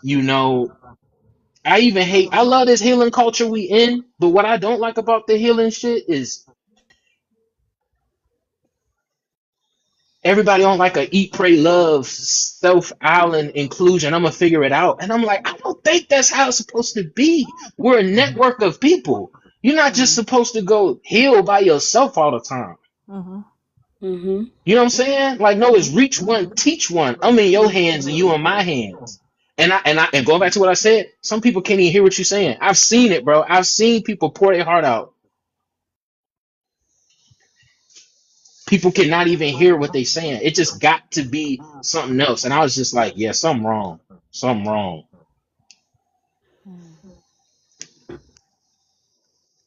Like when people express their pain, should be too much to it. Like, all right, she's hurt. Let us get some proactive things going, you know what I'm saying? Even down to listen, y'all, listen, even down to emotionalism. You will see a girl get hurt. Let's give people the benefit of the doubt. Let's do what we do. I would see people end up in more pain and like other people shrug it off. And I'm like, how did we get here to where like and me as a 16-year old, I was already mature enough to feel more responsible for my daughter's mother. And I was like, why would y'all treat her like that? She just had a baby. We with y'all. We don't got no house. But it's I the thought it was responsibility. It's how it's programmed. The program. hmm it's deep. It's crazy. The I program seen is it. crazy. And in your case, like I keep saying, it's just horrible to me. Like it's your situation literally. If I really wanted to be on my real artsy shit, I would make that into some green leaf type shit because it's like it's right there. It's like that's a green leaf type of situation. OD. Like that first image thing. And it's all of it. The performance. The performance, their need for the performance, i.e., their first family image caused all of this wreckage. And it's just man, I don't yeah. Yeah. Yeah. I think you're Like on mute, Jay. It's on you. It's on you, Kimberly. Okay. I know I saw Jay talking, but I didn't hear her. Um, mm-mm. yeah, we can't hear you. No. At all. All right, so Yeah. she said you can go. Yeah, she be back. Um, First, I just want to say thank you so much for sharing your stories. Right. And yeah, just being vulnerable in this way. Um, I do think there is healing that comes when you are able to be vulnerable. hmm Um, and I also want to say my heart is completely broken by what you all have shared.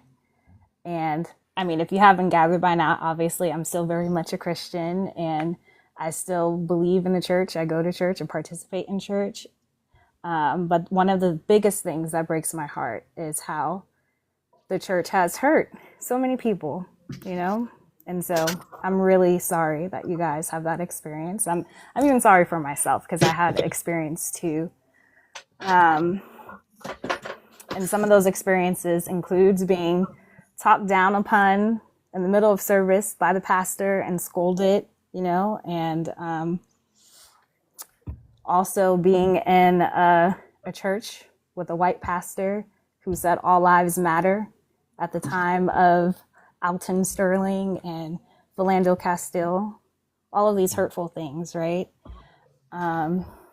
But I have to say that my, I guess, lasting memory or impression is that even though these things have happened and other things, the church has always been there for me in the time where I needed them most. And so prior to me moving to Charlotte, um, I was living on my own in Brooklyn. Shout out to Mm-hmm. Eastern Parkway, Mm-hmm. Crown I used to Heights. live with Eastern Parkway. Yes, Okay, what girl. about the EP? EP. Yes, yes. And so during that period, unfortunately, I was sexually assaulted and raped in my apartment. And 3 months later, my brother was murdered in Brooklyn. And obviously, this was the most devastating time of my life. Honestly, shook my faith, and I had a crisis of faith. Questioned how can I believe in God and say He's good when all of this is happening, right? But I also recognize that if I say I have faith in God, then I need to trust Him through all of this too. And during that time, it was my pastor and his wife who picked me up from the police station after reporting what happened and going to the hospital, who had me sleep in their house, slept in their bed, because obviously Brooklyn, you know, the apartments are small, so there's not a lot of room for people. And they showed up for me in that moment and cared for me where I was a complete mess and so broken. And even after that, it was my church. My brother was not a part of a church at the time, and they ended up having the funeral for him. My pastor came and did it, and there was members that came and played the music and sung, you know, and so very supportive, donated money. And even now, I went through a period of losing my job last year, and it was my church who has been so supportive in helping me to pay bills and different things and just showing up for me, coming to my house, checking on me to make sure I'm okay, you know? And so I know there are so many things that happen in the church that are hurtful and harmful, but I have this saying, like, I think we've all heard this saying that hurt people, right? But also healed people heal people. And to George's point, we do need to heal in community. And church can be a place, if you find the right church, can be a place where you can find healing as well. And so that's part of like my story and my testimony. And I am so thankful that I'm able to have that experience. And I hope that you guys are able to have that too. And hope there's some redemption for you guys as well. Yes. Thank you. Thank you. Collectively, we thank you for being here for sure and sharing and, joining this conversation for sure.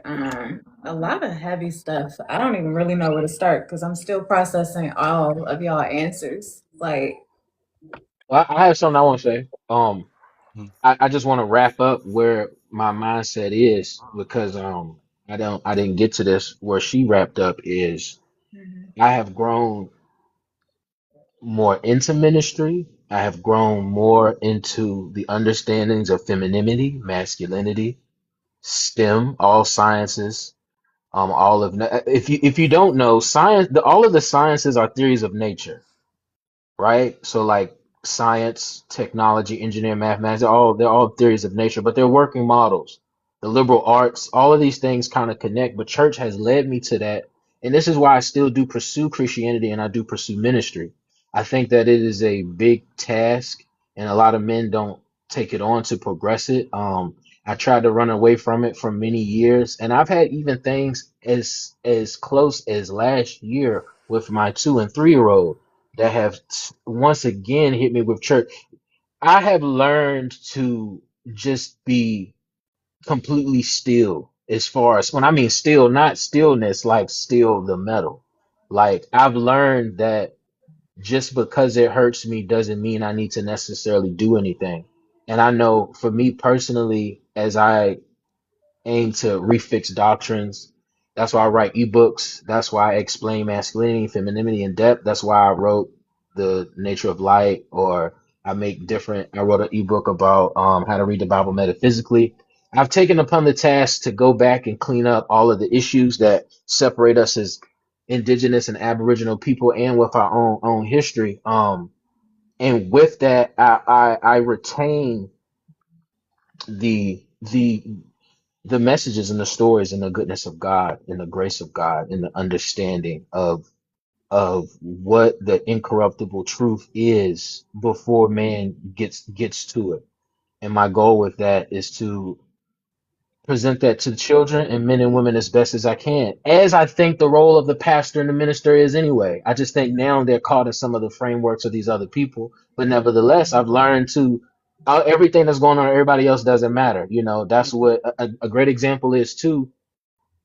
Certain people have these negative experiences. Certain people like their church. Certain people will say, I ain't had no love till I was around there. I've heard those experiences too. I've heard people that said, now people ain't love me where I'm from. I've seen people get treated nice, and I've heard people say, why are you so nice to me? And when I started hearing stuff like that, I was like, wow, the world really needs a hug. Like people be on some like, why you being nice to me? It's like, yo, people are nice, yo. Like everybody's not like, but that shows that you know, I don't put that on church, the kind of barrenness of love that people have. You know, it's a very human thing. And another thing about church for me, biblically, it gives me this opportunity to communicate with people. There is a certain level of respect as a man that you do have when you understand scripture and you could connect it to a lot of different things. And so I just want to say that because that's where I landed with it.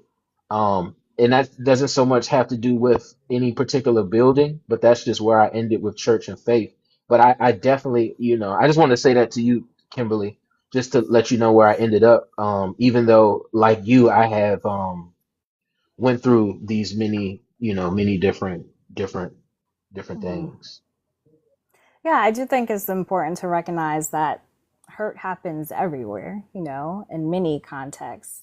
I think what's painful about church is that there's different expectations that we have from church, and when they're not met, it's really disappointing, you know. And so, Yeah. but I do think it's important to recognize to name these things, you know, so that they don't continue. It's important not to dismiss and overlook the pain, but we also have to be able to heal and to grow. You know. My lasting impression, let me keep it short. My lasting impression, I guess, would be, I guess the, yeah, 2015, 2016. I think I was probably about 25. I kind of touched on it with y'all already with the ex in ministry, with the whole 16-year-old deal, shindig, all of that. On top of that, he had like, when all of that had happened prior to, I guess, it coming to the surface, he was really controlling.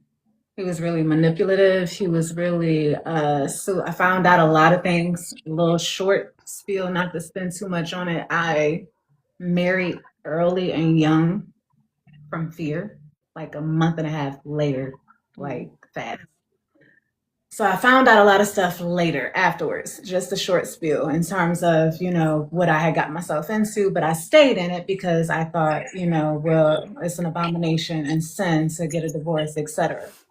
But when all of that happened in terms of, the situation and him being controlling, all that, I stayed. But when that happened, he had also stopped paying rent for like 3 months, so 2 months at that time, which was going on another month. So I was starting over. Like, my landlord tried her very best to work with me, knowing the situation, knowing my daughter at that time was like probably four or five. So again, probably like 24, 25 at that time. Still, I feel like now young, as an adult and mom, I feel like early 20s is still young. But when all of that happened, and being in ministry involved, the whole kind of what your grandmother did, Nevin, I like was really involved with this specific church at that time. And when all of that happened, nobody really showed up for me. Like, I carried that whole situation solo, and I didn't like nobody just reached out in ministry at all, like the church that I was at that time. So that was my lasting impression from, because honestly, I haven't gone back since. Mm.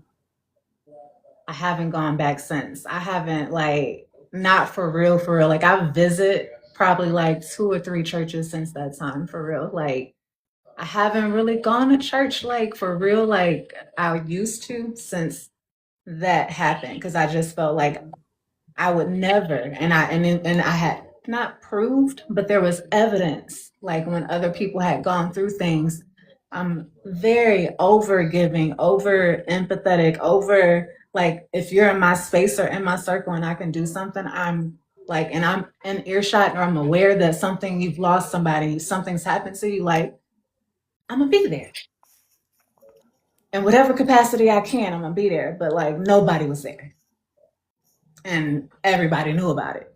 I mean, I got a text from church telling me to meet after church from people that went to this church about, like, in terms of even discovering the whole text messages to my 16-year-old cousin all along.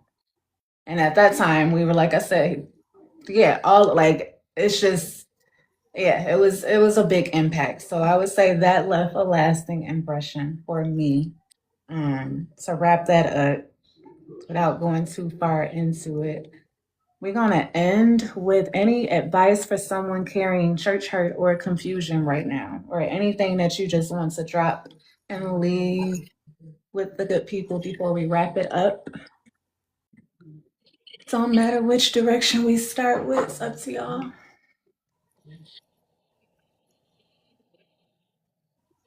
Can't hear you. Take your mic off, bro. I said I'll start, and I don't got a whole lot to say, but I do want to say that, like, if although I feel like that's not what makes me better, I don't I don't I don't dislike church. I dislike those people, and I feel like those people represented church for me. You know what I mean? So Mhm. so if that the church is the route for you, and that's what you think makes you better, I think that's great, and you should stick with it. I also think and appreciate that nobody here has done it, that the people of church should also give that same space for people who aren't into church. Like, it does. I don't. You don't have to preach the Bible to me, or tell me what your pastor told you, or keep trying to make me feel bad for not going to your church service.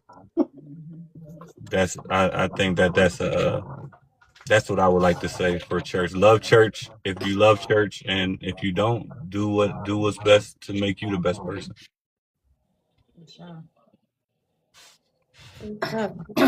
So I'll go next. Yeah. I appreciate my roots.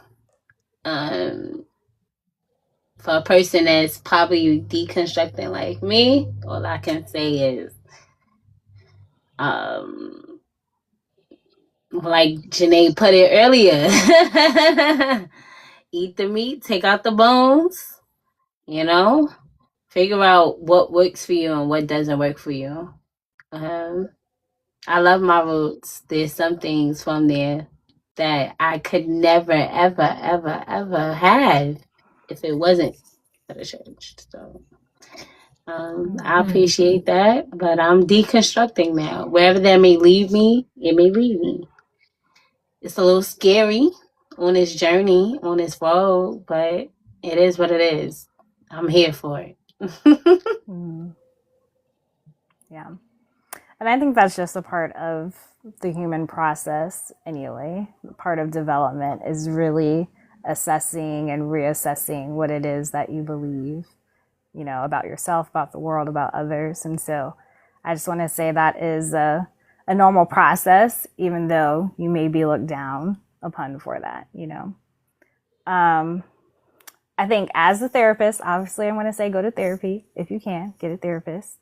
I think if you've experienced church hurt, like it's still hurt and it's still something that should be processed and you should be heard and seen in that. And there is still something to heal from and grow in that. And so, yeah, I think I'm just very grateful for you guys having me join.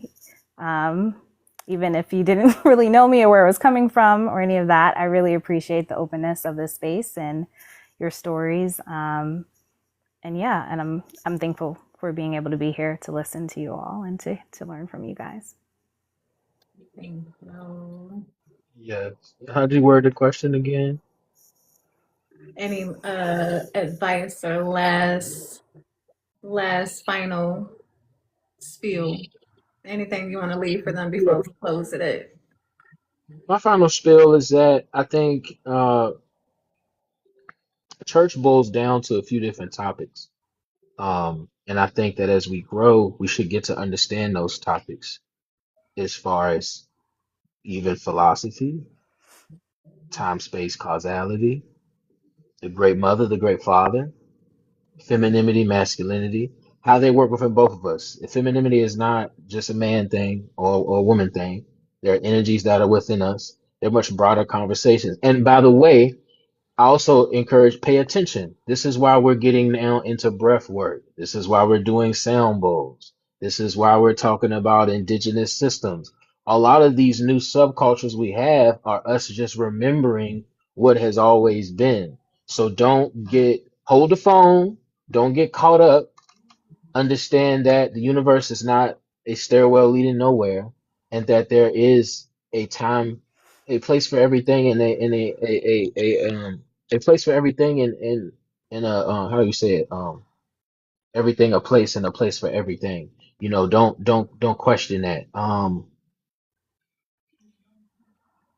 If you're in the student mindset, find great teachers. If you need that, know that you need to do that.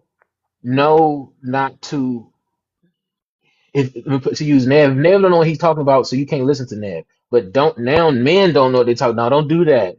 Don't write everybody off. You know what I'm saying? There are really men that are great leaders, and that are women that are great leaders. And I do not confine that to church. I also believe that men and women need more things now. So we're seeking these different ways of understanding these things. I would also say Christianity is a certain way of understanding life, but it's meant for it to work for you. If it's working for you, use that. Now, also, if you are great at explaining that, help more people get into Christianity. This is not colonialism where you're trying to conquer people and bring people. It's like, no, it's an understanding of life. It's an understanding of truth. It's an understanding of wisdom. Um, I still love Psalms and Proverbs. I still love scripture. I still love the Bible's full of all types of principles. So I say take a big lens at it. and move at the speed that you need to. We're all at different spaces, but also be curious about other people. Be curious about what people say. Be curious about the depth that people have. Be curious about people's walks. You see people who get more out of things than other people. So that's one reason too. I'm not always deterred from something when something bad happens. Some people just get more out of it, and you be like, man, you really took advantage of that, and you be like, what happened for you? So I would try to remain curious about that. Yeah, also last thing I'll say is things like church is gonna keep evolving into different things. One of my premises that I have, I truly believe that all of religion, given time to a degree, is going to synthesize. Meaning, if y'all understand what I mean, like everything that kind of seems to be separate, and I also say it's already happening. You have melanated sisters now who, when we're doing breath work, we're bringing up some comedic sciences. We may still love a little bit of scripture. We still listen to gospel music. So in the future, we're going to have an amalgamation of all of these different beautiful things that come from our people that really explain the spirit. And what is the spirit? It is the unseen, and it is how things move from the unseen to the seen. So get into that. Get into that conversation. Don't be scared. And it's not necessary. It can come through church, but maybe you don't need to come through church. It may be I'm in a women's circle, and more of the women just keep talking about spirit. Take the time, don't shy away. Spirit is a thing. Understand what spirit is. We're spiritual beings. There is a spiritual world, and there is even down into child development and human behavior. There is things for us to understand. There are models behind all of these things. Fruits of the spirit, talking about self-control. Maybe you're not a Christian and you don't do all that for self-control, but you need self-control. Why would you not understand that? I'm just saying, you know, don't kick back too much to where you don't got the game now, or you're less astute or articulate. When at the end of the day, and I'm gonna end on this. I always tell black people this: you as a melanated person don't have to choose. We are aboriginal and indigenous to every landmass. The Christian timeline that Christopher Columbus was under was about 7,000 years. We have 40,000 and all types of timelines. So when you're a black person or a black woman, understand, hey, all this stuff mine. It may have been tampered with, it may have been misused, but just know, like, I'm not really the one where I have to like get caught up in people's arguments. Like my ancestors made the things that y'all are trying to build on. You feel me? And that's my advice to melanated people with just the realm of spirituality in general, which is what I think about really too when I think about church. I don't really think about church. I think church stands for, to me, just this building that represents maybe the spiritual history or the future of the world. Because we're spiritual people, even down to music. Anyway, we're spiritual. We're spiritual beings, especially black people. My last bill would be yeah, be open-minded that and remember there's more than one way to get to a destination or get to a common place. Just because somebody do it differently or go about it differently and their math don't look like your math don't mean that it's wrong. It could simply be just different. And always move from love, move in love, move from love. Mm-hmm. That's it. I feel like if everybody mutually move from that space unconditionally as best as they can and sort out, remove spaces that don't reciprocate that, of course, because it just won't flow. That's anything. People, whatever, remove what don't align with your spirit, what doesn't feel good, and do what works for you. Period. And that would be my wrap up. Move from love, yes. So our affirmation or closing, I'm going to read out. Thank you again, Miss Kimberly. No, Miss Kim. It's a habit. It's the I habit. know. Is So it a southern thank you, thing too? thank you again, Kimberly, for joining us tonight. Of course. We do this every Tuesday at 7 p.m. Everybody in the chat, thanks for, we got up to 6.3K likes tonight, y'all. So thanks for chatting. And where are the little sound effects? There we go.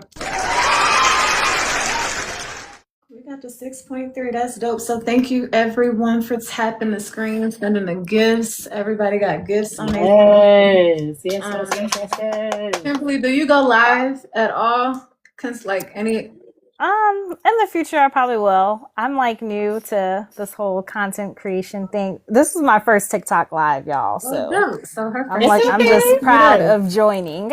It's okay. But yeah, I For have done us, some for some of interviews. us, this has been our This first go around with the TikTok this our live, being on the sixth. podcasting. So Yes, yes, great company. Can you yeah, tell people where to keep in touch with you and stay connected yes. with You you? can follow me here. You can also follow me on Instagram at Heal with Kimberly. My website is Kimberly A. Weaver. I'll put it in the chat, KimberlyAweaver.com. If you're local to North Carolina, I am accepting clients. If not, just stay tuned to my social media stuff for hopefully encouraging and engaging content. All right. Here with Kimberly. I We followed had you. you. I followed you. Thank you for Thank you, coming. thank Thank all you. y'all for sharing y'all lives with me today. Yes, thank Y'all Yes, y'all. energy. thank you. Who next? Yeah. Dropping their handles so the chat can stay connected with y'all. Who next? All right. Oh, mine is me here, right here. Daddy Mac 1020 and Facebook Nevin McKenzie. My regular name. All right. Beyond the Mold here and on Instagram. Go ahead, bro. 7 Hills 9. The number 7 HILLZ 9. All right. And Just I'm tap that Coach link in the bio. Period. And I'm Coach J, the GOAT on all platforms. Greatest of not greatest of all time, goddess of all trades. You can follow me on TikTok, IG, YouTube. All of our full episodes are on YouTube, by the way. So if you came in late, if you want to see any of the other episodes, definitely follow the YouTube page, Coach J the Goat, I want to say it is, and Facebook Big Nine, I want to say. Is that the Facebook? Big Yes. Nine. All right. So Big Nine, he has a lot of the clips also on there from our previous episodes. But this is episode 8, I want to say. So congrats. Hello. We on 8 already? Tonight reminded us that, again, connection isn't only built through difficult conversations. Sometimes it's built by asking better questions. Sometimes it's built by laughing. Sometimes it's built by simply taking the time to know the person sitting across from you. Thank y'all for hanging out with us tonight. If tonight's conversation made you think about someone you love to reconnect with, or made you think about anything outside, like anything new, anything fresh, definitely share it with us in our future, episodes, or share it in a full episode in the comments. Give us some feedback on what we can be doing, adding, or some topics that y'all may want to hear us talk about. And that concludes our episode. Next week. Everybody have a good Tuesday. Yes, Yes, I'm Thank on y'all. vacation. Hi. enjoy it. Enjoy your Get some rest. vacation. Enjoy your vacation. Have a good night, y'all. You Take care, too. y'all. Peace, Later. y'all. Peace, Bye-bye. y'all. Peace.